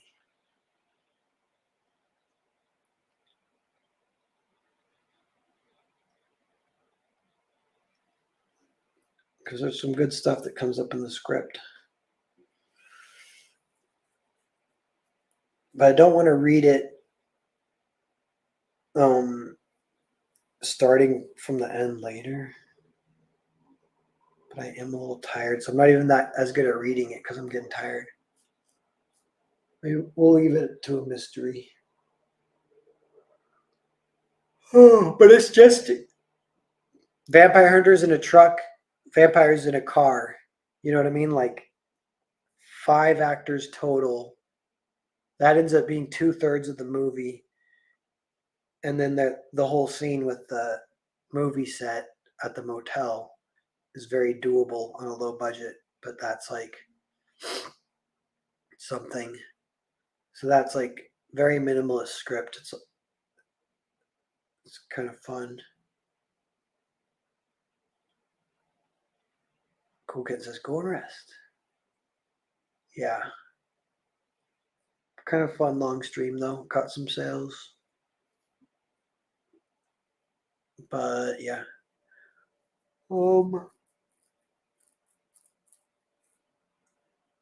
Yeah. All right. I'm gonna go to bed.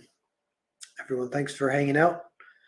And I'll be around. I'll catch you guys later. Closing out Earthbound, next few days I will be streaming a little bit, maybe with Ethan at the end, which is awesome.